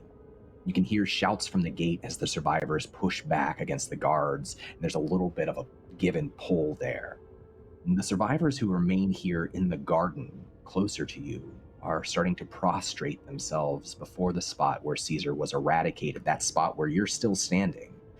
Some of them are tearing their clothes, tearing their hair to properly display their loyalty and their despair. It's a custom in Balic. Okay, I would like to stand because I believe I was... Well, I suppose I did stand because I was kneeling to Caesar, and then I stood for the slash across the neck of the assassin. So I would like to turn behind me and look towards the palace, the inner palace, and see what the situation is there. You can see off in the distance, on the opposite side from the gate that leads to the city, the path that winds up to the White Palace. And this is a gleaming marbled structure. If it's not the largest structure in Balic or the world, it's very, very close. You can see lights on inside the palace, like through the windows and the towers. But you also see guards, and they have pushed out of the palace. They're rushing out of the palace, and they've kind of joined this mob. Even the guards themselves seem intent to get out of here. You're not sure how many people or who is remaining inside Caesar's palace, but you would know, being an elected official, a government official, that Caesar doesn't keep a lot of people close to him. He keeps people out of his personal space. So usually he just has a handful of guards in the palace unless he has business with somebody and they've been invited. Absolutely. I would like to... I don't have to act much to appear shocked, because I am quite shocked. However, I would like to allow some of that shock to show and appear quite sort of awestruck by what's happened and confused. And I would like to slowly and deliberately start walking up to the palace, up the path to the White Palace. And you're just walking in the opposite direction of the people who are fleeing, looking shocked. You could give me, I would take, I guess, performance, if you're trying to put on any sort of show.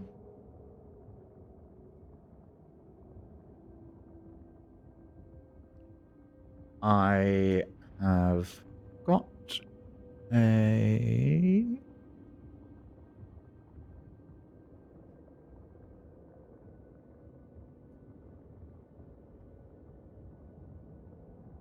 Oh, I think I rolled twice. Let me check. Oh, I rolled an 18 and then I rolled a 19. I'm happy to take the 18. That's fine. Sure. Yeah. No, I mean, that's great. Yeah. So, I mean, like you said, you are shocked. So this is just an amplification. And I think some of the guards that are running past you from the palace notice you. There's a flicker of recognition in their eyes, but they don't seem to suspect you of anything. They don't stop you. You're able to move past at least the guards who are fleeing towards the palace, and it's a several-minute walk. You can hear at some point behind you, from the direction of the garden and the gate, that there's a bit of an outcry in the crowd, and you can hear one person's voice above the others. They don't have their spells. And then some sort of fighting breaks out in the gates. As you can imagine, people are pushing past the guards, and the praetors are struggling to contain them. But you can't see what's going on, at least not from your current vantage point as you're approaching the palace. Is there anything else you're doing, or are you just trying to get there as quickly as possible? I would like to choose my moment when I am fairly certain that no one is watching me. And if that moment comes, I would like to cast a spell. All right. I would We'll like say that to... it does. Yeah, okay. I would like to very subtly cast invisibility. Oh, absolutely. All right. And is there what does this look like this tiny moment where he's casting invisibility, if someone were to see from a bird's eye view? Yeah, so as I'm walking along and looking around me with my long sort of loping stride, I just stoop down to the floor, pick up some dust or sand or earth, and pass it over me. And as the granules fall down, I just kind of disappear into a haze like an oasis, the heat of an oasis, and in the desert and then fade from view. Excellent. You continue towards the palace while invisible? Yeah. And I want another look around just to see if there's anyone was like, hey, there was an elf there, wasn't there? Yeah, roll me a perception check. Oh.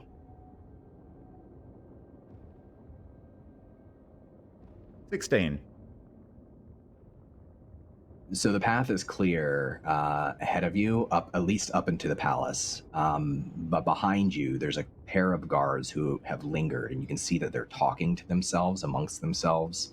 Not yet advancing into the garden. You can still hear more shouts and the sounds of what sounds like weapons or bodies slamming against maybe shields or other bodies. Like there's this clamber from the direction of the garden, and you can see that they're fervently discussing something under their breath. One of them looks back up the path in your direction, and for a moment it looks like he's looking directly at you, this guard. He sort of scratches the side of his face, whispers something to his comrade, who shrugs his shoulders and starts pushing the other guard towards the garden. And they're slowly disappearing from your view. Okay. I continue up. All right. Towards the house. So maybe a few minutes later, still invisible, you arrive to the White Palace. This is Caesar's opulent marble home. Many of its servants have already fled, and you can see some of their belongings even on the ground, littering the ground on the path up. There's a few snags of cloth from their clothing that maybe got caught on the branches of the garden that wraps around this little path. At the massive doors that lead into the palace is just a single old soldier, a thin human with short white hair cut as close to his scalp as possible. Okay. He wears leather armor. It's embroidered with a sigil of a great sail, which would mark him as one of Caesar's personal guard. And he doesn't seem to obviously see you as you're currently invisible, but he's sort of taking up, like leaning on his spear and looking out, and he looks very, very aware, like he's the last guard actually staying behind to keep watch. And there's this dutiful expression on his face. Okay. Do I think I could get past him without him being aware? Like, is the gate closed behind him? The door's closed, did you say? These massive double doors, and they are currently closed, but there are windows and various towers that you could try to climb up through if you didn't want to go through the front door, or you could try to get in through the front door somehow.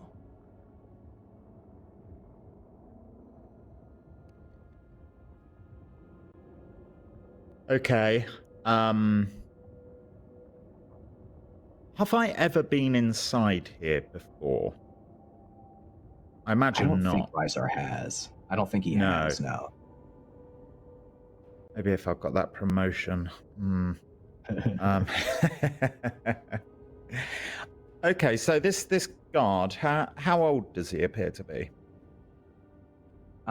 If he's truly human, then he appears to be maybe in his mid 60s to mid 70s. He's definitely one of the older guards. Most of the guards who serve Caesar directly are a little bit older because they have dignified themselves in other positions, but he's Right. particularly old. Yeah, okay.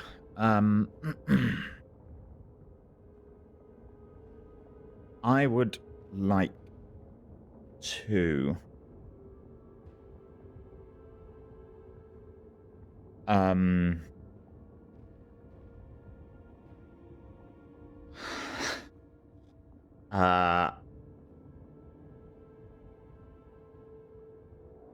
just him in a fight. You'd like to say that one more time? Do I think I could take this person in a fight? Like, what armor is he wearing? Has he got any? Yeah. So he has banded leather armor. marked with a few metal studs. So it's, relatively expensive. Only Caesar's guard of all the guards would have any metal at all on their armor. He has a leather helm that looks like it also is probably studded with pieces of metal. He's got a spear tipped with an obsidian tip, and a shield slung over his back, but he doesn't currently have the shield up. So it's possible you could take him, especially since you would have the element of surprise. Yeah. I'm just looking through my various delightful tricks and treats. I thought I had a sleep venom. Let's see. Yeah, because it's important to remind the audience, for anyone who hasn't seen the previous season or who forgets, that Rysar is sort of like Batman. all kinds of things. He's Dark Sun Batman. Kind of bad one. That's right, yeah. You have... you have bleached Onyx Slumber, which is an ingestible poison. You have several vials of that, which can be used to... bleached Onyx Slumber is a pretty popular poison. You know that it can be used to knock someone unconscious, to cause them to sleep peacefully. It can also suppress their ability to function, to focus, and to use psionics. That's right. Okay, I think this might be my best chance, because also I'm feeling like, do I think like my knowledge of the invisibility spell and of poisoning people, do I think I'll be able to try and like chloroform him with some of this stuff without breaking the invisibility? Or would that count as an attack, or how would that work? If you can, without touching him, if you can, or without attacking. So like if you were, for instance, you have your blowgun would be something that would be an attack.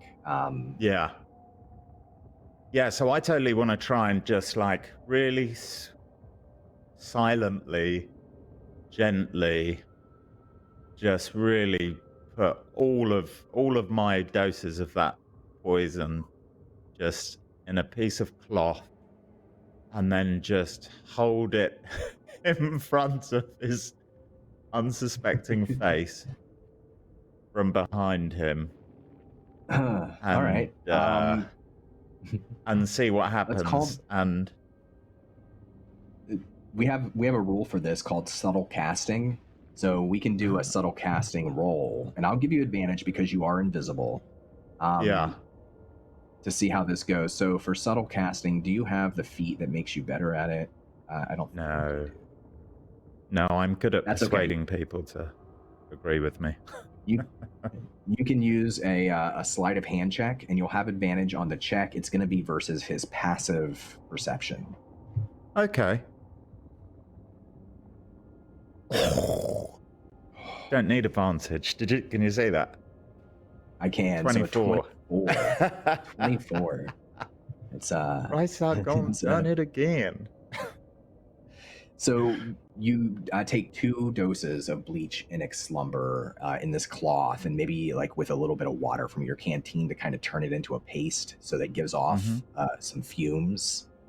You get the cloth wet, and you sneak behind, and you drape the cloth and pull it back over his mouth just enough so he breathes in those fumes. It surprises the old guard. He's startled for a moment. He drops his spear and begins to flail around just for a moment before his eyes roll into the back of his head, and he slumps down and hits the ground at your feet pretty hard. There's a little bit of a rattle in his armor, and then his head hits the ground next to it. Not hard enough to injure him, probably, especially since he's helmed, but he is out cold, and your invisibility is maintained.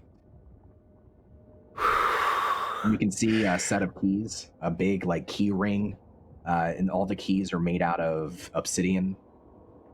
Excellent. I am taking that. Yeah, do I see Okay. anything else interesting on his person? He has a couple of weapons. He's got his armor, basic guard stuff. So while the quality, Yeah. like the quality of his leather armor is pretty nice, it's still, I don't know if that's something Rysar would wear or not. I don't know if you would make use of the spear or the short blade. If he has a metal short blade, I'll take it. He does not. No, it's obsidian. Oh, okay. Okay. Yeah. Cheap. Yeah, but I will take the keys, certainly. And I Okay. will... Is there... I will try to enter. I think if there's an obvious key which would fit into this gate, I'll probably use that first in case there's some sort of death spell magic on it. Yeah. In fact, could I sort of check out the gates before I go through? Because I'm aware that Caesar is a pretty paranoid kind of monster. Yeah, go ahead and roll me. You can do investigation, or if you have a spell, you can use a spell. I have the detect magic spell. Okay. So I think I'll probably do detect magic, actually. And That's does great. that... Yeah. Yes, I will cast detect magic. Oh, no, it's concentration. You're trying to trick me, Don. You're trying to make me go visible. What? Outrageous. I'm not... I'm going to do an Arcana check on the door. Thank you, Jonathan. You can give me an investigation. Okay. Investigation. Let's see. 6. I mean, it takes you a minute, but you do find the key that you're pretty sure fits the door. It's the largest of the keys on the key ring. And there's a handful of others. Taking a look at the door, it doesn't seem mechanically trapped. There's no arcane sigils carved in it. It doesn't, despite you might have suspicions, but it doesn't appear to be trapped. Okay. I put the key in and attempt to go through. The door takes a little bit of strength. I imagine it takes Rysar a moment to kind of pull it open because it's so heavy. But, there's no immediate reaction. No audible alarm spell that you can hear. And hey, even if it alerts Caesar. That's true, yeah. What's he going to do about it? He's dead. Maybe. So inside the palace, you can see that it's a wreck. It's been looted, probably by servants and guards as they were fleeing.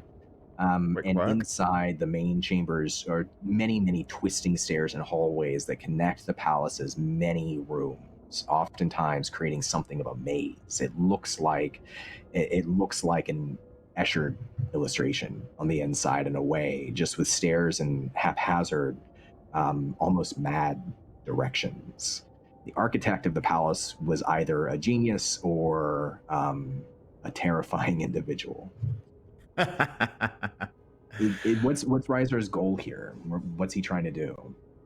I want to find Caesar's personal chambers, specifically his study or library, because Rysar has an aim, and it's to find some sort of spell or knowledge pointing towards either a green new world and how to get there, or a green part of Dark Sun, Athas, or a way to turn Athas into a green world. So he's looking for arcane or historical knowledge, even if it was something like a planner gate spell or something that Caesar had. So yeah, I'm looking for Caesar's knowledge store, whatever form that might take. I've also got my little rat familiar, and I suspect that Caesar, if he's, which I I think he probably is kind of like Rysar after 1,000 years. He'll definitely have the highest room in the palace. So I think I'm going to try and head up, and I'm also going to send my familiar ahead of me to try and scurry up a different route, maybe. Yeah. Okay. Roll me an investigation check. Okay. As you're passing through the palace and you're moving upstairs, trying to find overwalking pathways to other stairs to climb ever higher and higher towards what is the central tower, which is where you saw Caesar at the top when you came to the Grand Garden. That's where he was watching from at first. You continue on with your familiar kind of leading the way. It takes you some time. You get lost several times. For a while, once you're standing outside of one part of the tower, you can see down below, and the Grand Garden, the gates are entirely empty, and there are multiple bodies there that weren't before. And you can spot in the distance the gleam of torchlight and moonlight off of the medallions and white togas of the two praetors who had come to try to hold the crowd back. You're not sure exactly what happened, but it looks like one of the half-giants is among the bodies, and both of the praetors are. So there might have been some sort of breakout, some sort of riot in the attempt to contain the invitees. You also find bodies of servants, several guards, not a ton of them, but a few here and there. In a cursory glance as you're climbing your way up the tower, it looks like maybe they fought with others over belongings they were taking. You can find several art pieces like statues that are shattered on the ground next to them, like they might have been fighting for them. It's a scene of violence inside the palace as well as outside, but you do eventually get to the very, very top, and maybe it takes you an hour or longer to find your way there. You have to use keys multiple times to reach new areas of the palace, and finally you reach a door. You can see this sort of purple glow. Could I interrupt you? Sorry, Don. I just wanted to check with the half-giant's body. Do I think that was Gulag or his buddy? No. You don't see... You can see the Rolf, who perished fighting the Gaj during that encounter. You see him inside the garden, but the other one is a half-giant you see at the gates, and they're not dressed like Gulag was. Gulag brought his nice toga to the party. Okay.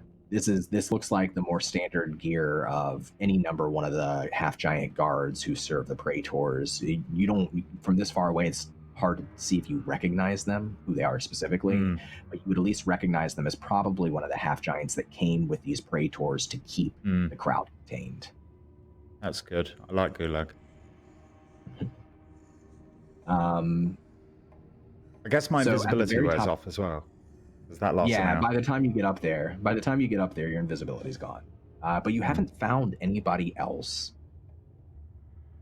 alive inside the palace. It's eerily empty. And at the top of the tower, the tallest tower, there's this large metal door, and this one does have runes inscribed in it. And there's this sort of dim but very purple glow kind of emanating through the cracks in the bottom of the door. I would like to cast Detect Magic. All right. Go ahead and throw it up there in roll 20 for us. And casting Detect Magic, which takes you a minute to get through the ritual, you feel magic in all directions. Even though your senses only extend out 30 feet, it's everywhere. This entire palace is infused with Caesar's magic. It's aware of your presence, almost like it's a sentient creature. But you don't sense any other magic users, at least in your immediate vicinity. You can, casting your aura forward, tell that the door is a little more the magic that's on the door is a little stronger than the magic that is kind of emanating from all around you. It's focused. And there's magic coming from the other side of the door as well. You can sense through. What kind of magic? What school of magic? You say that this is that there's two schools: illusion and abjuration. Abjuration is things like, oh no, that's shielding magic, isn't it? Abjuration. And it could be a number of things. So dispels. See abjuration spells that you know. It's not magic, invocation, which is fireballs.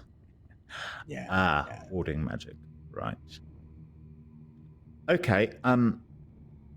Well, is there a key on this set of keys that looks like it might? Is there a keyhole or handles or? Yeah. The door doesn't seem to have a keyhole. Okay. Or hinges. I would like to get my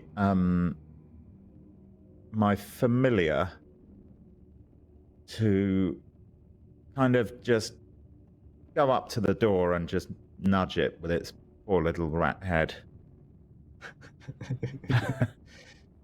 I'm going to take a few steps back. Or just like bump into it. I bump into it first and then go in if it can. Yeah. Okay. And if it survives the head bump, then I'm going to walk into it to see, just in case it goes in and something horrible happens. I want a chance to see what that is. Yeah. So your familiar tries to bump into it and squeeze underneath. It immediately begins to vibrate as electricity shocks through it. Like the hair on your familiar sticks up on all ends. Its tail goes taut behind it in a straight direction. And it skitters back a bit, smoking, and then it drops down and like slowly reapproaches and squeezes underneath very carefully and disappears onto the other side. Okay, so at that point, I'd like to walk into it. There's no problem walking into a familiar that explodes, is there? It just goes black. I'm not like trapped forever. So, yeah. Okay. Yeah, no, cool. You're not trapped in that. Yeah. No. Now if you die while you're in there, we'll see. Yeah. All right. I saw the rat. Yes. So you go into your rat so you can see through its eyes. Inside is a small library with a big open window that overlooks the garden. There are obsidian cubes here floating in the air with writing runes carved into them in gold. The runes look incredibly complex. Some of them are maybe languages that you're not familiar with. Some of them might be arcane formulas that, like for Rysar in his studies, this is far beyond anything that he probably would have experienced. And they all kind of float around this central obsidian orb in the middle of the room, giving off this purplish light that's slowly spinning on its axis, very slowly. And they're almost like an orbit up above it, around it. There's no sort of visions or anything like that in these obsidian objects. It's not like a crystal ball. I can't see anything through them from the rat's perspective. No. They're probably a means, instead of like a library in the way that our world would have a library, this is how Caesar organizes whatever it is that's here. Okay. Are there also books and scrolls and stuff, or is it all kind of... No books that you can see. Obsidian. Just these cubes floating around this central sphere.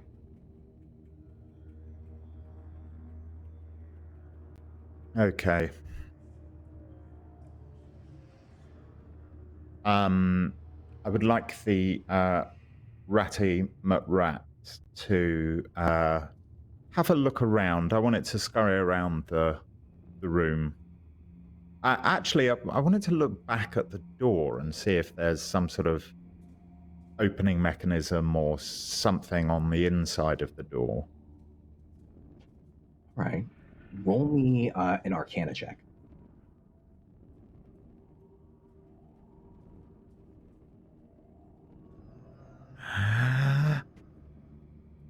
Oh, 23. All right.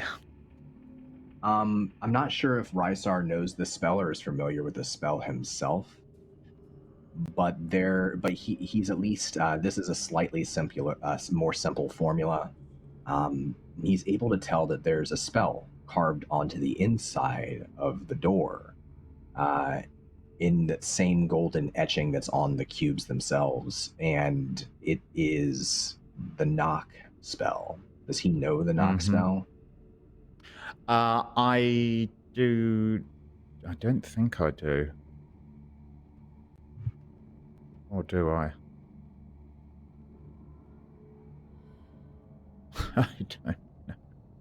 You don't. You have suggestion. No. No, I suggested invisibility. Oh, it's second level. Yeah, no, I don't have it. No. Yeah. Okay. But you're at least able to read the spell and understand its purpose. So you kind of have an option here. You can take the time to learn the spell and use it, try to, but that takes time. You'd have to stay here, maybe through the night. Would it help if I cast Comprehend Languages? You might be able to use Comprehend Languages to understand some of what's on the cubes inside without having to go inside. Okay, I'd like to do that. Okay. And roll me, tell me what are you looking for? Are you looking for information on this green world or similar topics, or are you more focused on trying to find arcane knowledge?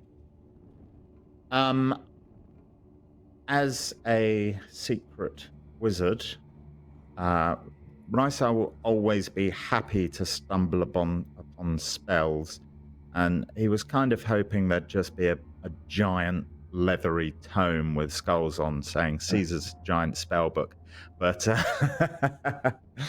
but his number one thing is looking for some kind of planet transport spell or clues to a green world. But if he comes across spells, he will gobble them up if he can.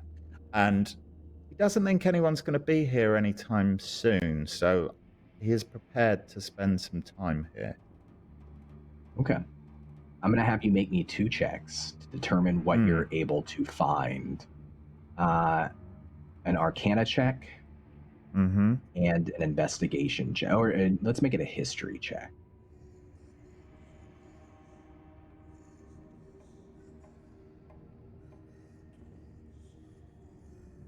All right. 15 and a 16. Let me know what you got. Okay. Unless my familiar is giving me advantage, then it's a bit more. But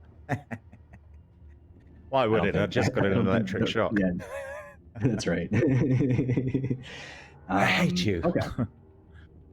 So you find arcane knowledge that you can find. First of all, if you spend the time, you'll be able to learn the knock spell, level 2 knock spell. Good. Useful. I do like that's it. low-hanging fruit. You do find more complicated spells that seem to deal with teleportation or transportation, but they're far beyond your current level of knowledge. You would need a lot more time and probably a lot more experience to understand how to cast these spells and to recreate them for yourself. You do pick up a simple teleportation spell that you are able to learn over the course of your time here this night. You can hear cries in the meantime from further out in the city. There's fires through the window in the direction of the city. There's action happening in the city beyond, but you're here for a long time alone. Misty Step. Okay. Yeah. You're able to recreate those spells and those formulas and add them to what does Rysar use as his spell book? Well, because literacy and magic are highly illegal in Balic, spellbooks almost always take some interesting form, which isn't a big book. And Rysar has tattoos covering his body, and they look like they're his own code, as many spellcasters have developed for their writing of spells. They're a code which looks like waves in the sand on the desert, and sprinkles of sand being blown in the wind, so very wavy lines. And he's an intelligent chap, far more so than I. So he's got this great code which he's worked out. Just do it, understand it really easily. And it looks cool as well. What's that movie, Memento, right? Where he tattoos his memories on himself so he can remember. Yeah. It's like a memento wizard style. Okay, I love that. Yeah, absolutely. All right. And I think with Misty Step, because it's very much a get out of jail free card, you'll have that very visible, like probably maybe just on his wrist, even poking out of where a road might be. So it's like, that's awesome. All right, cool. As far as your other studies go, you're able to learn of 3 locations that pique your interest, 3 subjects. Decoding, because all of the historical and theoretical cubes are written in a sort of code. Caesar, even though you can read the languages now, they're still not easy to read. Because Caesar is a very private person about his thoughts and his feelings on everything. But you are able to decipher a few bits. You learn of a place called the Last Ocean that Caesar has seen through scrying. He's aware that it exists. It is on the other side of the world, far to the north and far to the west from Balic, far beyond the tablelands. And it's a small, all you can pick up from what you're able to decode is that it's a small ocean, but it's an ocean of water. And it's ruled by a race of powerful psionics who live in a city that they've created and that they control every aspect of the citizens' lives who live in that city. Caesar's writings suggest that he would not ever go there, that there's something about what he calls the mind lords of that city, of the Last Ocean, that threaten even him. There's another location he writes about called the Forest Ridge, and the Forest Ridge is a region to the west of the Ringing Mountains on the west side of the Tablelands. And it's a large forest with several rivers stretching through it that sits between the mountains and these endless scrub plains. And Caesar says that the forests are largely controlled by gigantic beasts of prey and cannibalistic halfling tribes who live there. They're druids that sort of tend to the forest. That there have been many expeditions, especially from the city-state of Tyr, that have gone over the mountains into the Forest Ridge, only to never return. And the third location that you learn about is even more vague. It is an island that Caesar has seen in a vision that he writes about across the Silt Sea, and that there is a door on that island that leads, he says, either to the moon Ral or Guthay. He calls it a moon door. And he believes that a race of powerful psionics have traveled through the door from the moon and entered our world through that door, and he calls them the Yon Ti. He mentions that they have shape-shifting and powerful psionic abilities that their natural form is somewhat snake-like. I assume Rysar has never heard of Yuan-Ti before. They're not native to Athos.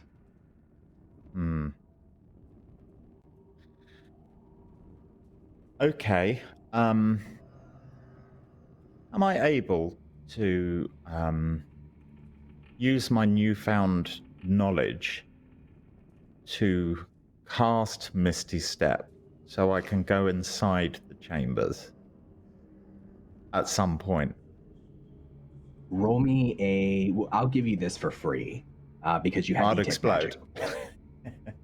You suspect that if you try to enter the chamber, you might explode. Okay. I think. Yeah, fair enough. But this takes you, this takes you through the night to get this information, to copy the spells, and I imagine it's exhausting. It has to be exhausting. You're really stretching your mind. This is far beyond anything you've seen before. You've sort of shut out the rest of the world. And towards the end of the night, just before dawn, you don't hear the footsteps, but you hear the voice behind you in the direction of the stairs. Ah, Rysar, there you are. I've been looking all over for you. And you know it's the voice of Taruk.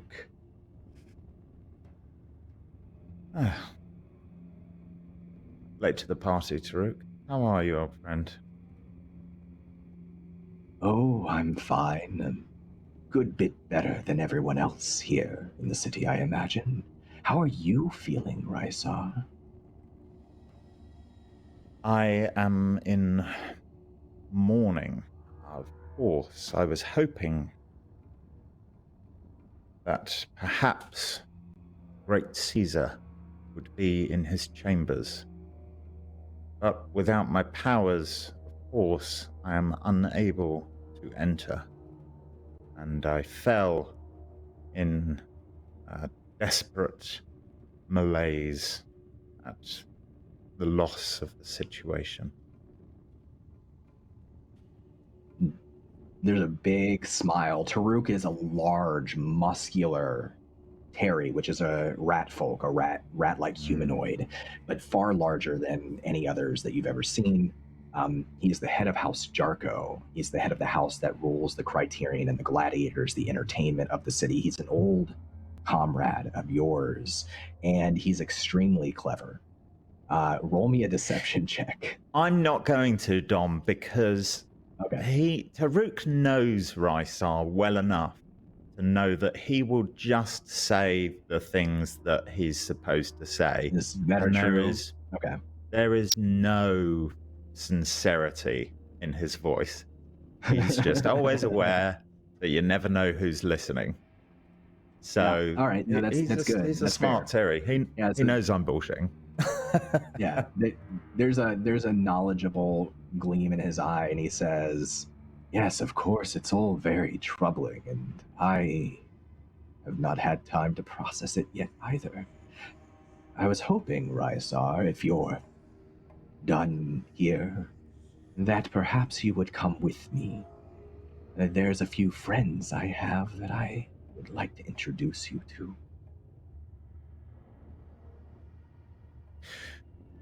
Of course, I'm happy to see that you are unharmed by the devastation below. May I ask if Gulag is still with us? Yes, he made it out just fine. I suspect he's already home and asleep. I'll check on him in the morning. Shall we go then? Absolutely. He kind of turns and gestures towards the stairs with a clawed hand, a furry hand. After you, old friend. I start walking down. I know he can take me in a fight if it came to that, so I just do the confident praetor thing above his station sort of thing. Yes, I'm very pleased that you made it through this, Taruk. I am intrigued to speak to you and your friends about what happens next. Obviously, we hope that Great Caesar is not fallen. But if the worst is true, what next? He gives you another knowing smile as you continue winding your way down the stairs. Some of the lights that were on before in the palace have snuffed out. It's quieter and darker as you stretch through this long passage back to the main doors. And he doesn't speak for a long time. He just sort of nods his head in understanding and puts his fingers up to his lips.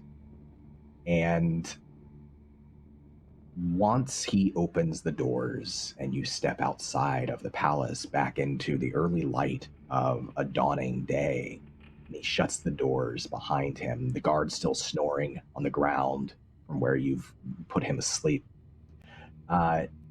He sort of offers a hand to you and he says, do you mind the keys?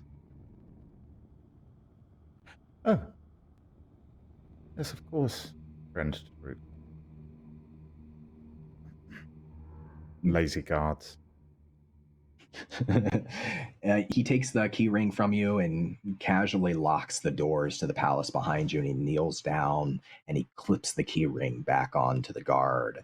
And he looks down at the guard for a moment and he kind of scratches his furry chin, and he takes part of his toga that he was wearing, which has been shredded from the sword fighting when he was fighting some of the assassins the night before, and he shreds off a couple of pieces and pads them up into a little ball. He very carefully sticks it underneath the guard's head, like a tiny pillow.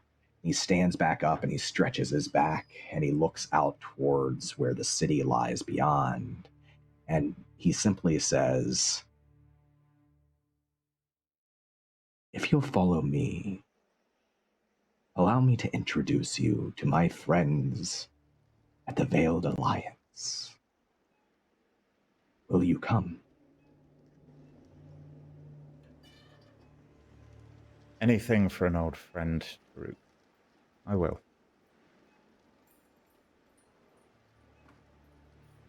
Very well, then.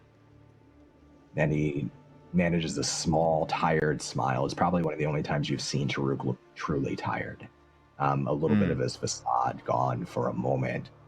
And he starts off not back towards the gardens, but through the woods, which have been withered by Caesar's magic themselves, off into a seemingly dense direction. And he disappears through the tree line. I follow if I can.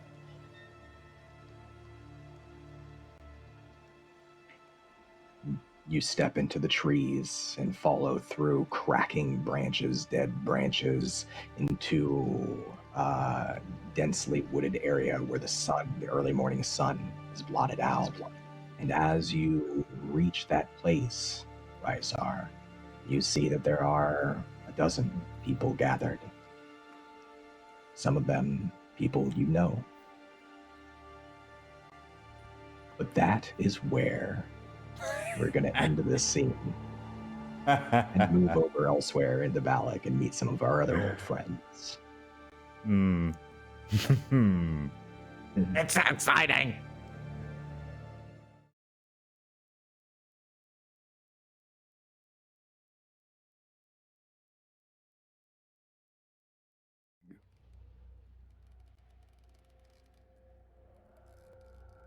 Kronqual, you awaken in the middle of the night. The sounds of wild, howling wind 1,000 feet above the city of Balic. As your eyes start to adjust to the dark, you find that you are tied tightly by rope to a giant star-shaped pillar. Around your waist and arms is not just rope, but a single thick crimson chain that glows with an eerie crimson light. And from your vantage point here, atop this mountain, atop this cliff, you can see outward, and you can see Balic, the city down below. Large sections of the city are on fire, and you can hear shouts rising up from the streets all the way to where you are now. Oh no. But you are entirely and completely alone.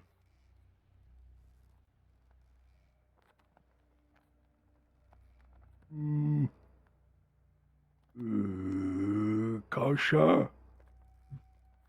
Merula? Rysar? Oh no. I'm tied to a star-shaped pillar, you said? Yeah. Oh my.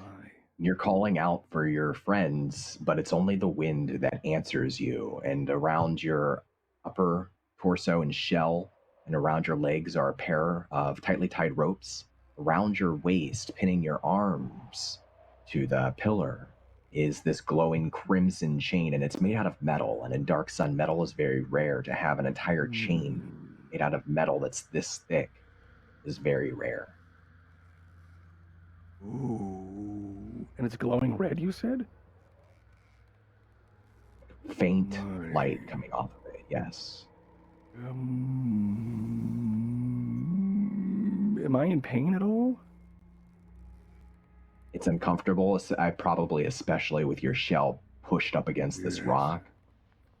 And Right. you're sore from Yes. the fight you had with that shapeshifter, the thing that looked like you but wasn't you. Correct. But you're not in pain. And I remember that fight? You do.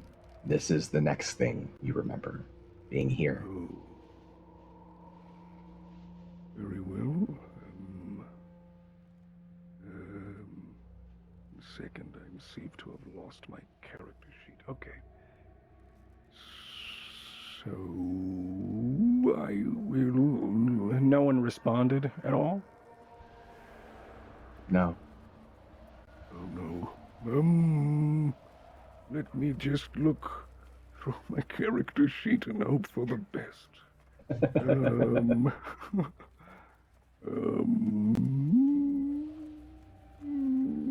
So I have my hands are so.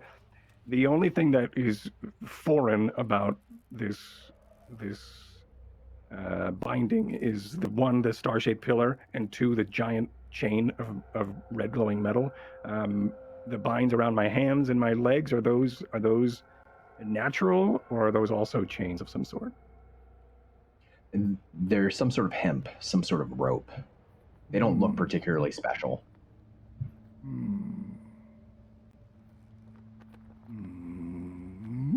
Okay. And they're behind. Can I see where my hands are? Are they behind me? Yeah, your hands are like pinned to your side, and this chain is wrapped around you in the pillar. Right.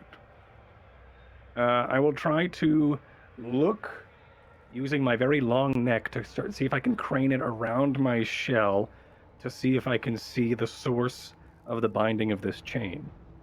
Whether they are like latched to something, or whether or not they're just completely flush, like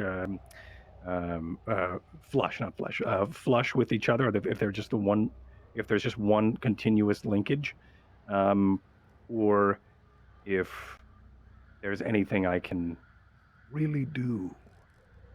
So yeah, he's gonna try to just peer and try to see if he can see anything around his shell. I don't assume that he could see 180 degrees around, but maybe he can like peer over the edge of his, just right over the threshold of his shell to see if there's something behind him. He doesn't look at his back often because he can't, but maybe I could see something. Yeah, I think straining your neck as far as you can and trying to look over top and down your shell. What you see behind this star-shaped pillar where the chains wrap around is that they seem to be feeding into, it's a crimson pyramid, and it's also glowing with a faint light. Both ends of the chain seem to feed into some sort of, maybe a mechanism. Crimson pyramid. About the size of maybe a head, but shaped like a pyramid. Right, and have I seen this type of pyramid before? Is this familiar to me from my waywalk? I would say that the metal itself and the faint crimson light it gives off, the pyramid, all of it is reminiscent of that red crimson pyramid that you walked up when you saw that door to another world on that island a long time ago. Right. Fine.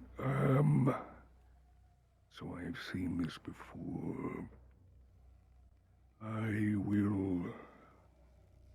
Maybe... Could I make my way over to that? I'm trying to imagine this. So I'm tied by the waist around with a chain with my hands by my side, tied to a star-shaped pillar. Is like a star prism? Like it's a star from above, but to everyone else to its side, it's a cylinder-esque? Like, is it a prism? Or That's is right, it... yeah. So Okay. imagine like an obelisk, right? Yeah. Stretching up, made out of stone, towards the sky, that has, instead of being entirely circular, has 5 points like a star. And I am nestled within 2 of those points. That's right, exactly. As if there's room for more people. As if I'm not the only being supposed to be tied to it. Fine. And where is the pyramid at this point? Is it? And am I attached to that pyramid? I may have forgotten. Or It's a mechanism. out during that. Basically, Right. So the chain feeds into some sort of mechanism that looks like a pyramid. Got it. In our world, it might look like a big lock. Yes, of sorts. But it's a big D4. All right. So I think. Yeah. I don't know.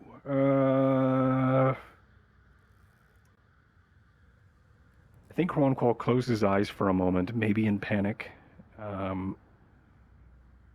as he's starting to.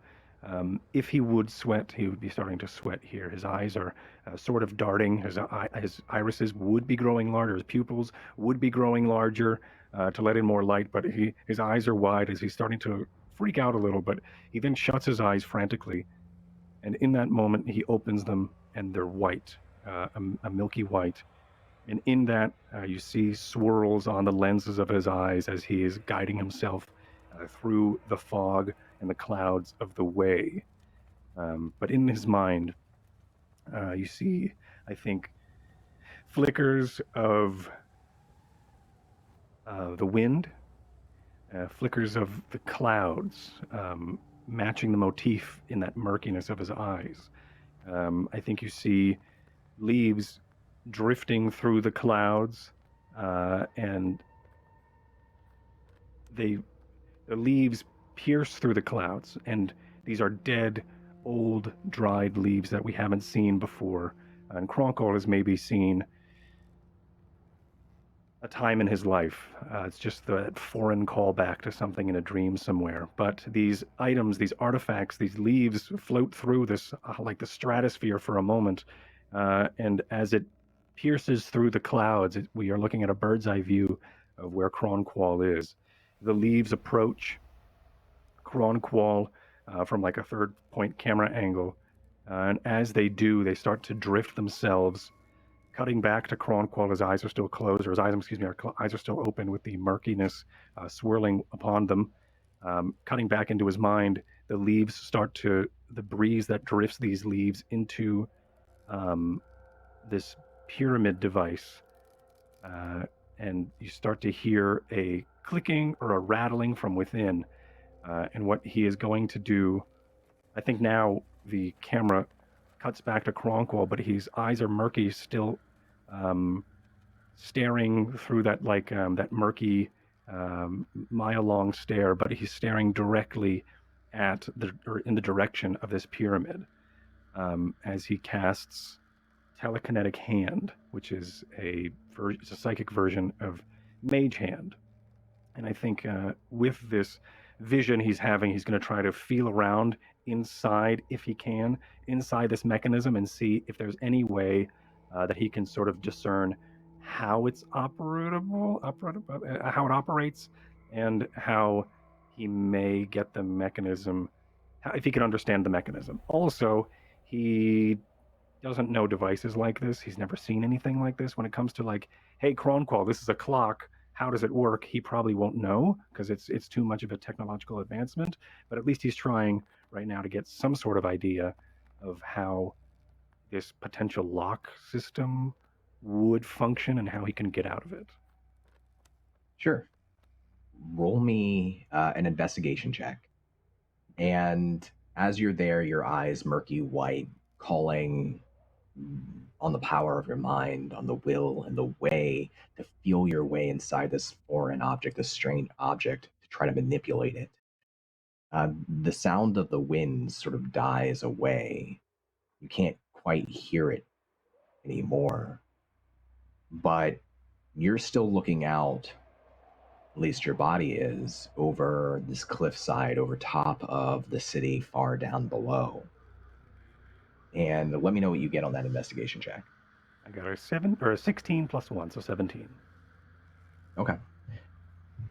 As you're touching this object in your mind, you're feeling around, trying to understand it. Something clicks with you, and you understand that this isn't a mechanical mechanism. It's a psionic mechanism, that this lock can be opened by the will and the way. Oh. I was looking at you all wrong. I wanted to see and feel the exterior, but what I should have done was look at the interior of the device. And his eyes open again, and I think his eyes flick back to the fogginess clears for a moment. His eyes still black as he says this line, and then they start to the foggy washes over his eyes again as he then starts to try to attune and discover this lock. And I think what he does is he steps back in time, back into the waywalk, where he is overlooking, probably from a new angle we haven't seen before, back to his journey, episode 3, 2 or 3? Yeah, of, 3. 3 of season 1, where we went on the waywalk. And I think from a new angle, we look down at the Crimson Pyramid. And then maybe we see a Kronqual, like maybe adjusts his footing. Not Kronqual Prime, that's in the waywalk, but maybe this version of Kronqual adjusts his footing for a moment. And as he does, real Kronqual on top of the mountain, chained to the pillar, also is adjusting his weight.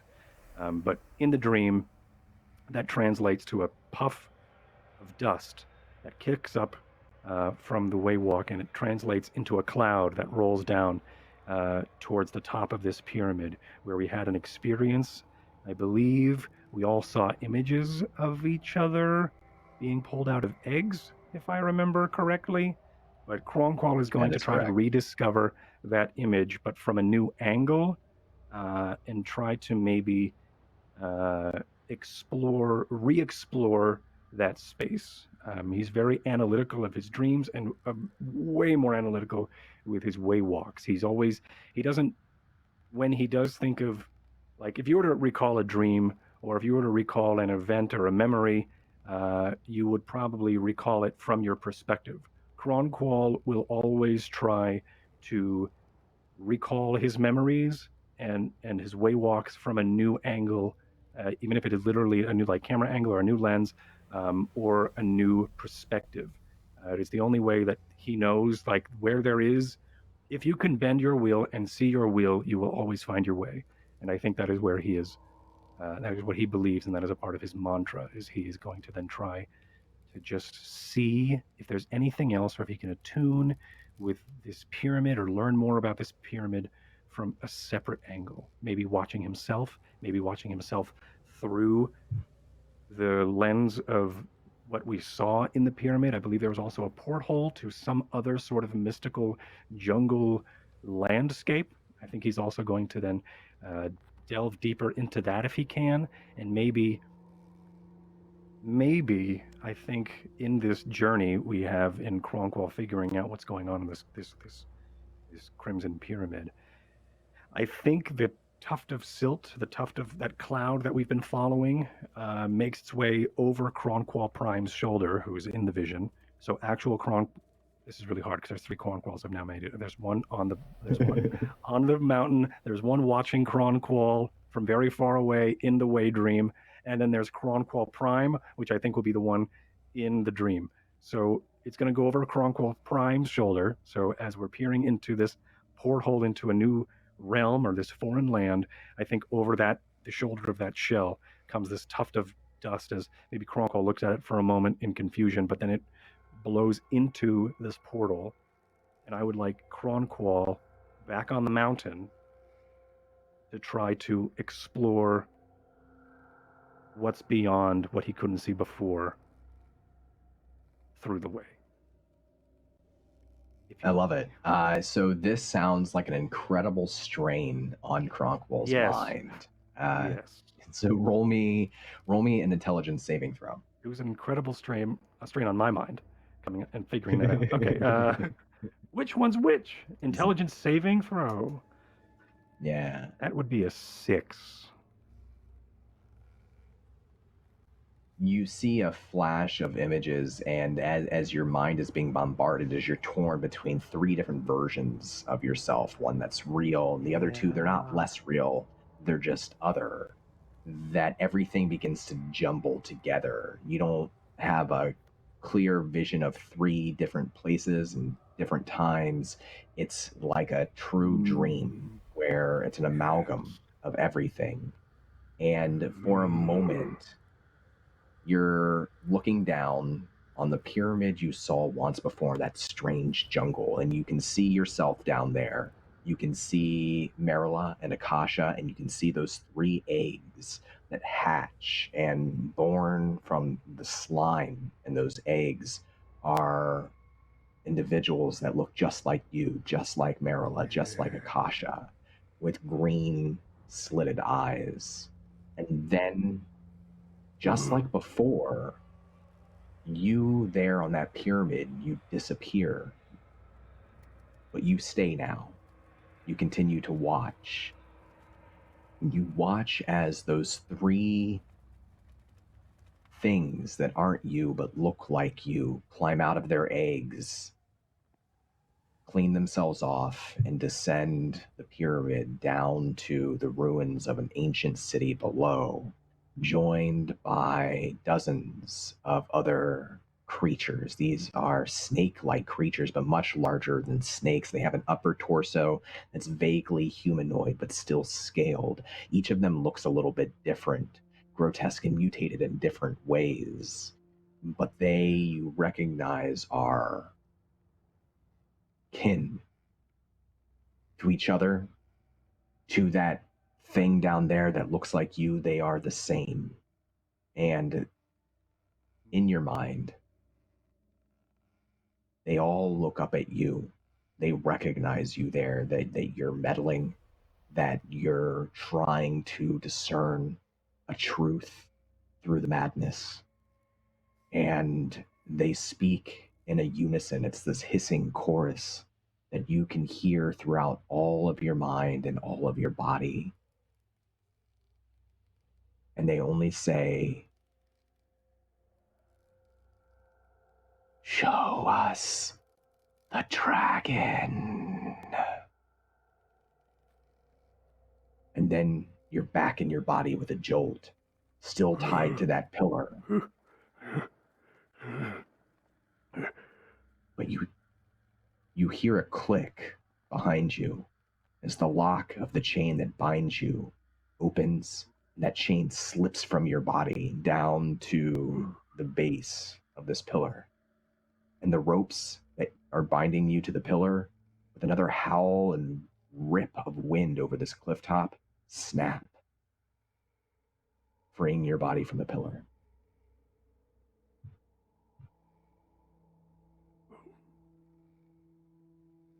Oh, my, And I think right now he's going to take the time to actually step away and start trying to analyze the pillar, the pyramid device, and the lay of the land. How high are we off the ground? So you're on a cliff 1,000 feet above the city. There are paths as you look around that might wind down this mountain. You've I seen this know mountain this- from the city. It I've seen dominates. this It mountain. dominates to the east of, but you've never been up here. Some other Ooh. things that you might notice, Kronqual.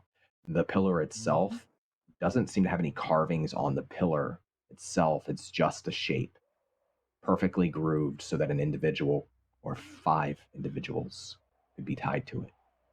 The chain that falls away from you, it begins to melt, and it looks molten as it does so. It's shrinking and shrinking. Ooh.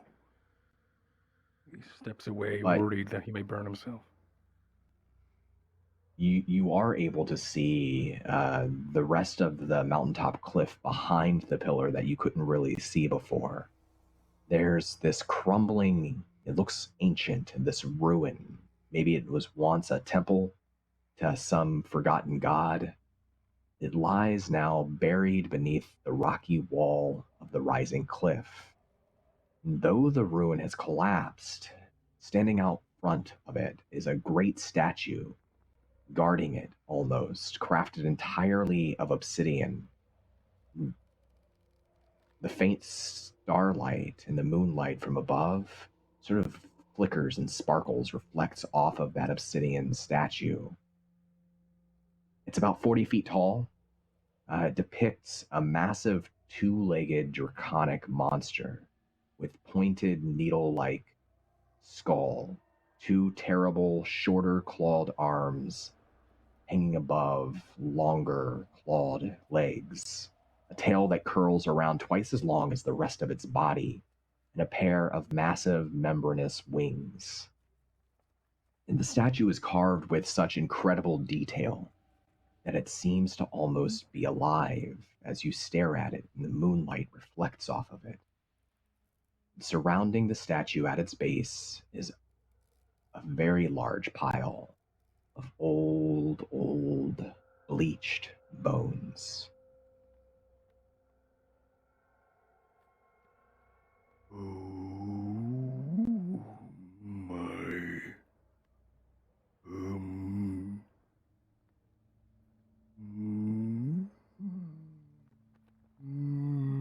Hello. He yawns to this lifelike statue. My name is Kronqual. He reaches out with his webbed claw. Kronqual is I. As he kind of like touches the intricacies of the statue in hopes that maybe it is alive and he's not alone up here. There's a moment when you touch the statue where the wind screams a little louder. And on that scream is a human scream as well. It sounds like maybe it's coming from somewhere in the city down below. The statue's cold to the touch, very, very cold. And it is colder here than anywhere you've been recently. Most of the rest of Athos. But there is something familiar about this statue to you, Kronqual. It's not that you've ever seen this thing in such detail or depicted elsewhere, I don't think. But its strange shape, that needle-like skull, those membranous wings, the short arms and long legs. Yeah. I think he takes a moment to... I think in his appraisal, he's hoping that it's alive. But then when he touches it, I think there's a moment of realization as he's taken back. And he back to the island of the Clark Brood, where he is from, and sees this silhouetted creature flying through the dark, murky orange clouds of dark sun. I think of Athos, excuse me.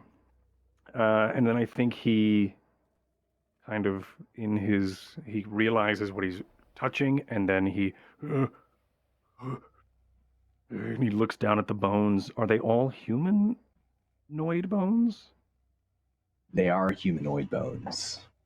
And they've been left here, and piles of them have been piled on top of older piles. So some are broken, some are little more than dust. It's impossible to say how many bodies comprise this entire grim spectacle before this dragon. But it's many. Yes.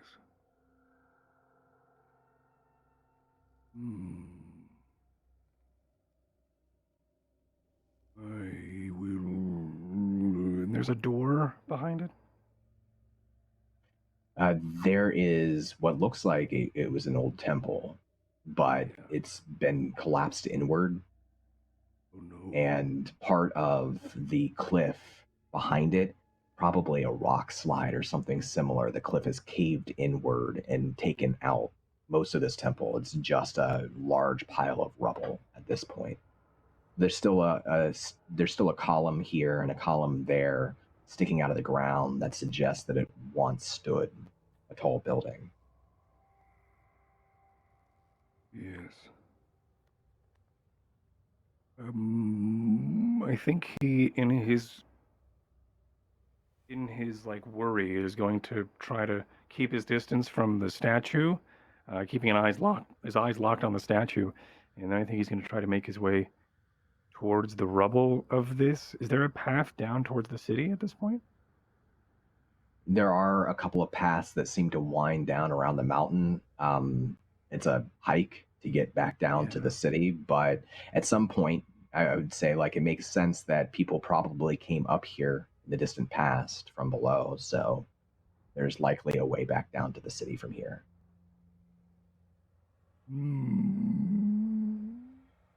I'm very interested in this temple, but Kronqual wants to make his way back to the city.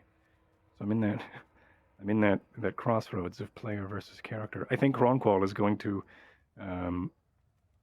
in his fright from the statue, is going to back away and then start to look for a way down to the city. He wants to get back to his friends. And he starts to try to find a path out of here. And you do. There is a winding series of steps that twists down to a hiking path that begins your long descent down to the city. Several times as you're winding around the steps and moving further and further away from this cliff top, it turns just right so that when you look upwards, you can still see the dragon, that statue up there glinting in the moonlight. It's like it's watching you almost. Every time that you look up, it's still there until one time you look up and it's not. You just can't see it anymore. You don't have the vantage. It begins to get warmer the more you descend towards the town, towards the city. You can hear shouts and cries occasionally come up from the city of people. And it takes a couple of hours in the dark to make your way, even with the steps, all the way down. It's exhausting going all the way down alone, and you are alone this time just with the wind to accompany you. Is there anything that Kronqual does during his descent? I think Kronqual is just trying to make his way back. He doesn't really know how much time has passed. Does the city look different from above? I mean, obviously, it always looks different from above, but I'm saying, like, does it look different in this point in time compared to what we would think it would look like from above in an earlier point of time? As in, does it look like an event has happened or time has passed? Absolutely, yeah. You can see it even more clearly the more you descend as you get to certain points and you can look out over the city. There's several dark plumes of smoke throughout the city in different places. It looks like there's still a couple of fires raging somewhere in the city, and fires that have been put out, but the cloud still hangs in the air over the ashes. You can hear shouts. I mean, it's late at night at this point. The occasional cry of alarm. It seems like something is happening in the city and has been this entire night. Another fire in the harbor. Oh no. And he looks back at where he thinks that this statue would be, and he looks back at it and he thinks he tries to connect the dots between fires and the statue. He sees this smoke again, and he's shaken by this ancestral trauma as he starts to pick up his waddle a bit and tries to make his way into town as fast as he can, hoping to finally maybe stop this fire from engulfing what is my friends or my family again. And he holds back and tries to fight back tears. Kronqual doesn't cry. He has before, and the last time he did it was when he lost his family and his brood. But he for a second he tries to cry, and then he holds back and doesn't. Because there are more important things that need to be done, like protect. And I must make sure everyone is safe. And he starts to pick up the pace and tries to make his way back to the city walls. The path does eventually lead to the city. It leads to the eastern part of the harbor and market district. It's a very, very poor area of the city. And by the time that you arrive, Kronqual, you can see that there is chaos here. I think the first individuals that you are greeted with is a gang of two. You're not sure who they are. They have hoods over their heads, but they're wielding crude clubs down at their sides. You can see them chasing maybe a teenage human down the street, and they knock the human down, and they sort of go on either side of him. And you can hear that they're shouting at him in a language that I don't think Kronqual knows. And you can hear another crash, like somebody just broke through a window somewhere else in the city, maybe a couple of blocks away. These individuals are about 30 feet from you right now.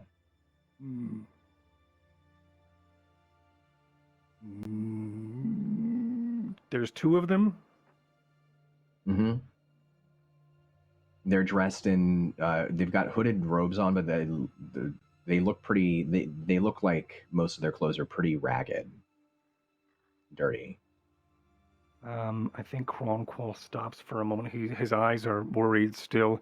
He looks around and sees that no one's helping. And then he stands tall.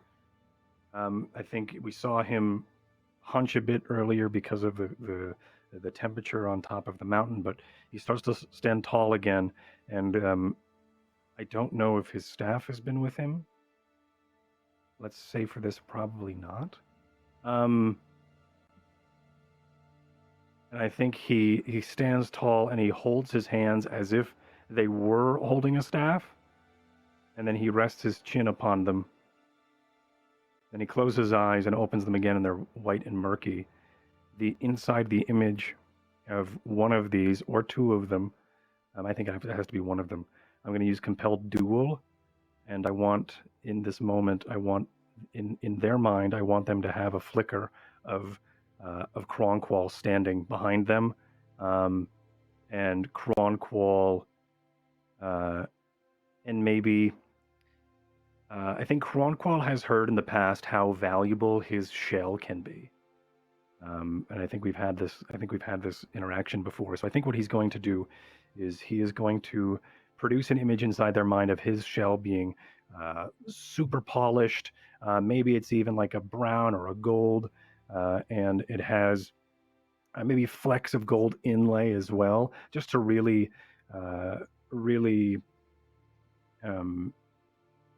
embellish a bit of him and his shell. And I think then he also he will then fade away from this image, and then a pile of gold, and on top of that gold is the shell. And then he's going to leave it.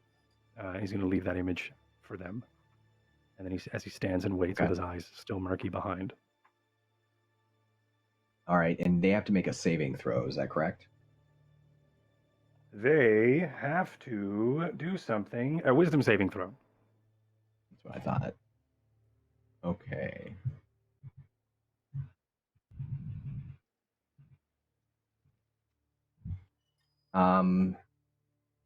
One of them begins to panic when they turn towards you. You can see that it's a mole, so a large, broad-shouldered male individual, bald head, and you can see like sweat's pouring down his face. And as he glances over towards this image that you've created, you see his mouth goes agape, and he starts to panic, and he turns and he begins to run down the street.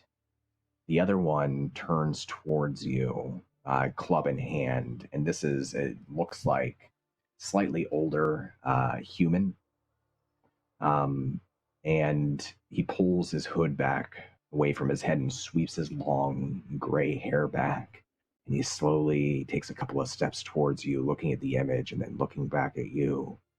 And he says, in the common tongue, "You're one of the ones that killed Caesar, aren't you? One of those things." Kronqual snaps out of his trance at this moment, and his eyes go soft, and his brow, he furrows his brow a bit. No, I did not kill Caesar. I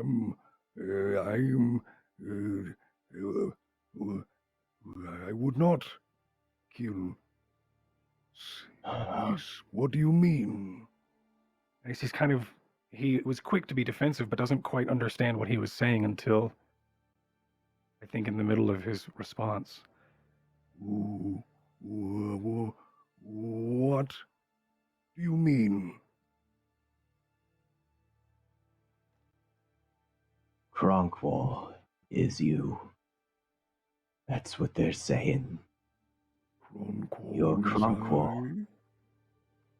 Yes. The Kingslayer. That's what they're calling you. They're all looking for you now. No. Who? My friends?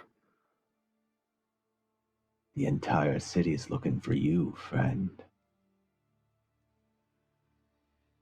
Who? They are... My friends are in the city. They should be here. You will not hurt him. As he points, as he kind of regains his confidence and points to the boy. Or I will slay you. And then he starts to stand tall again. And hoping for an intimidation? Yeah, give me an intimidation. He doesn't have a very good intimidation. But we'll see. 14. That's not bad. He does flinch a little bit, and his as you step forward, his resolve does start to fade, and you see as he takes a couple of steps back, this figure on the ground It's not a teenage boy. It's a halfling. And it's a halfling wearing praetor's robes, the robes of the individuals elected to office here in the city who serve the sorcerer-king, who serve Caesar, his elected officials. And the halfling looks up to you, the face busted, hands up above his head as you step forward, and is trying to scramble back as well. And the human, In fright to Kronqual? in fright of Kronqual. Oh boy. What does the human do? I'm sorry. The human stops. He doesn't run away entirely, but he does back up, and he says, "Don't worry, I'm not gonna give you up. As far as I'm considered, you did this city a service, Kingslayer. But you better run." And at that point, the Templar, the halfling, gets up and turns and begins to sprint away from you. And the human smiles and he says, "Now they know where you are. They're all coming." I think that scares him more than he was ready for. He's already seen so much. He's already so confused out of context of what's happening. I think in that he just kind of backs up, waddles away, and then starts to pick up the pace and tries to run further into the city to look for his friends. I don't think he's sneaking. I think Kronqual is he's more worried about his friends than he is about what if people see him at this point. Roll me an athletics check. No, You can hear like a soft kind of cough laugh, this sort of back of the throat laugh from the human as he watches you go. What did you get there? 19. That's pretty good. Moving fast for Kronqual, you several times as you're pushing through the city, you can see that there are people outside. Some of them are tearing their clothes and mourning out loud for the fallen Caesar. Some of them are, it's almost like they're celebrating.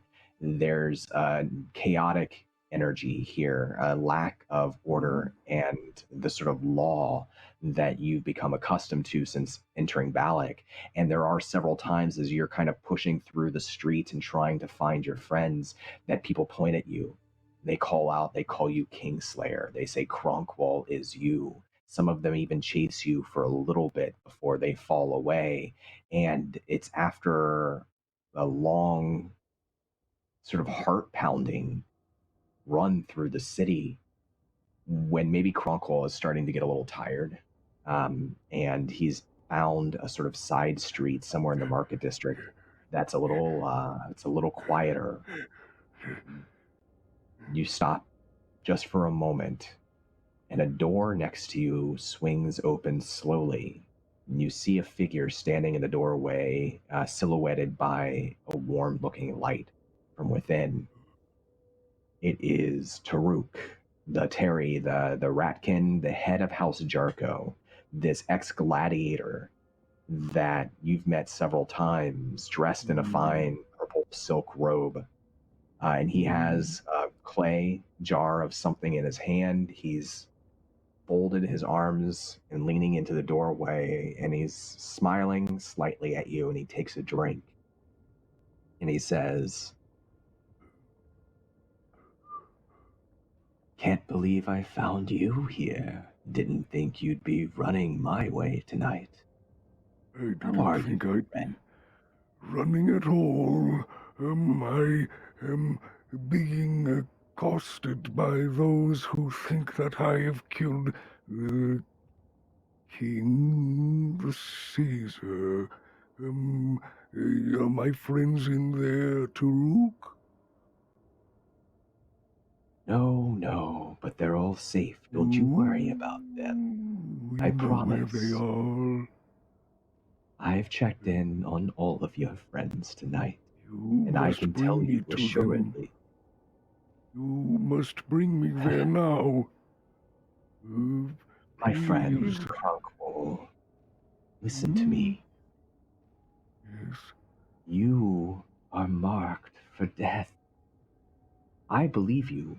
I know the truth, but the rest of the city believes that you murdered Caesar. If you go to your friends right now, they will be seen as accomplices. They will be hunted. They will be in danger. All right. Well, what shall I do while I wait for them? Have seen things. I was on the mountain. I've seen fires as well, and I hope everyone is safe. What am I to do? Taruk, may I come in? And I think his head starts to crane around his shell for a moment. You can see like the shadow of a small group of individuals wielding torches creeping across the corner of a nearby cross street. And Taruk steps aside. He stays in the door frame and he says, "Yes, please come in. I promise that I will keep you quiet and keep you safe, and we can talk." I think as those people make their way around the corner, I think he may see the glow of the torches, and then he sees people, or he hears the footsteps of them chattering, and I think in reaction, Kronqual is going to immediately sink into his shell and sit there. You can hear like a tongue clicking the roof of Taruk's mouth, and you can feel him move over, and he's strong too, surprisingly strong. I mean, he looks strong, but he's even stronger than that. He begins to try to pick up your shell and carry you inside.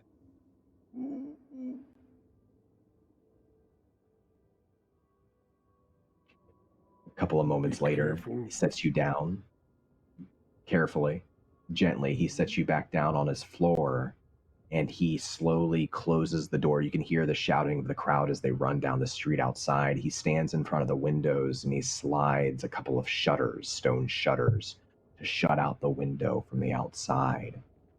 And then you can hear the creaking of a chair as he takes a seat at a table within this little room. And he simply says, "You can come out now, my friend. You're safe here." I can hear you fine from here. Very well. Kronqual, I represent a group of individuals who want to protect the city and its people just like you. I have for quite some time now. We like to keep our activities a secret because there are many in the city, as I'm sure you've come to know, who use their magic or their will to see things they shouldn't see, to hurt people. And we wish to stop them.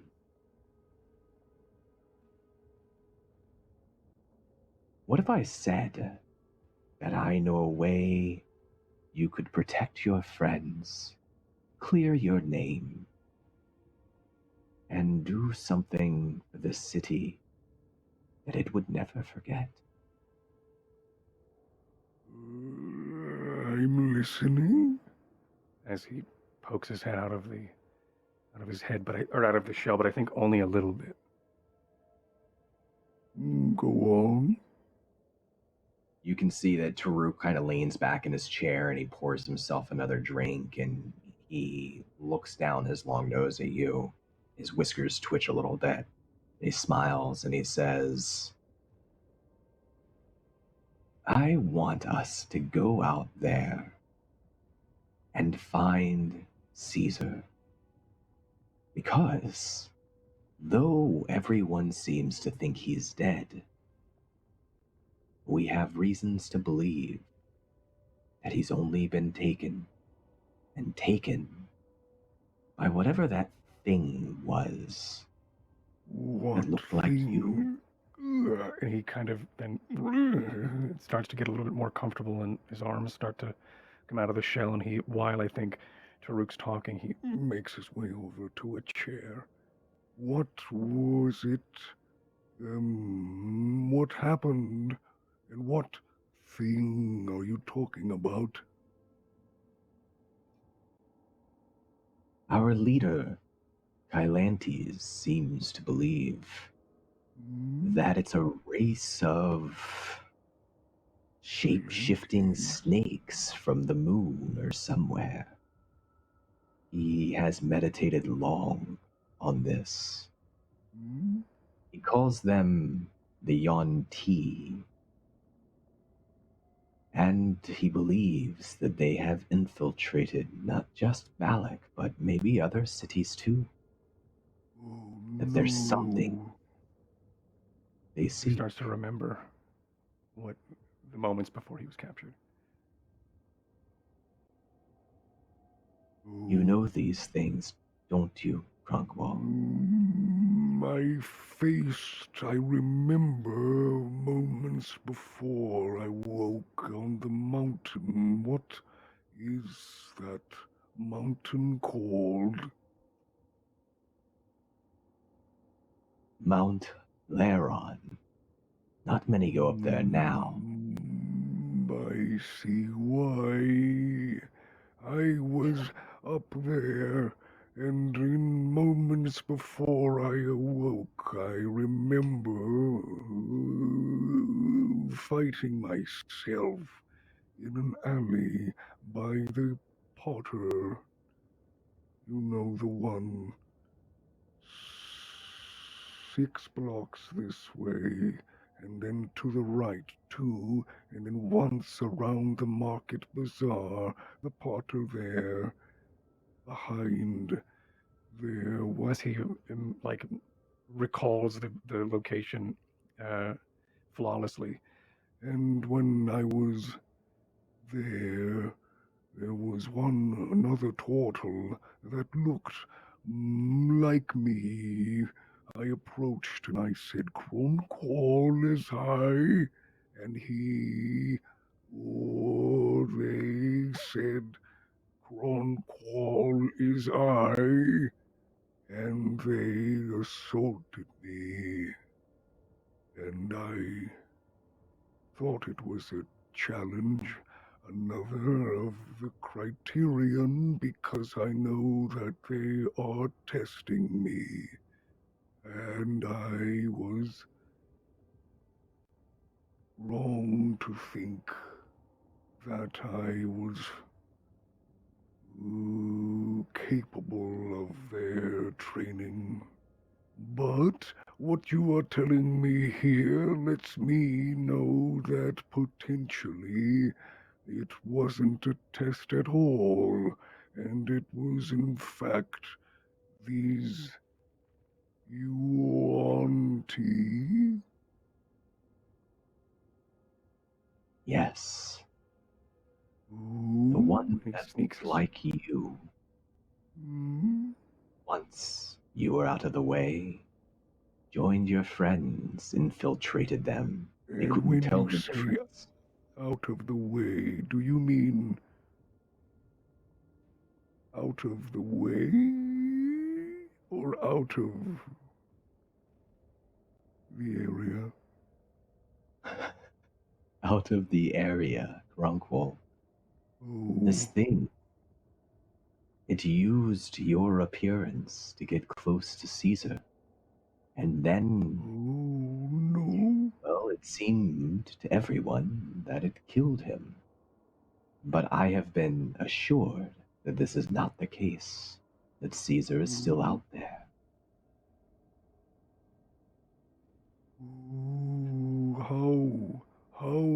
How did I do it?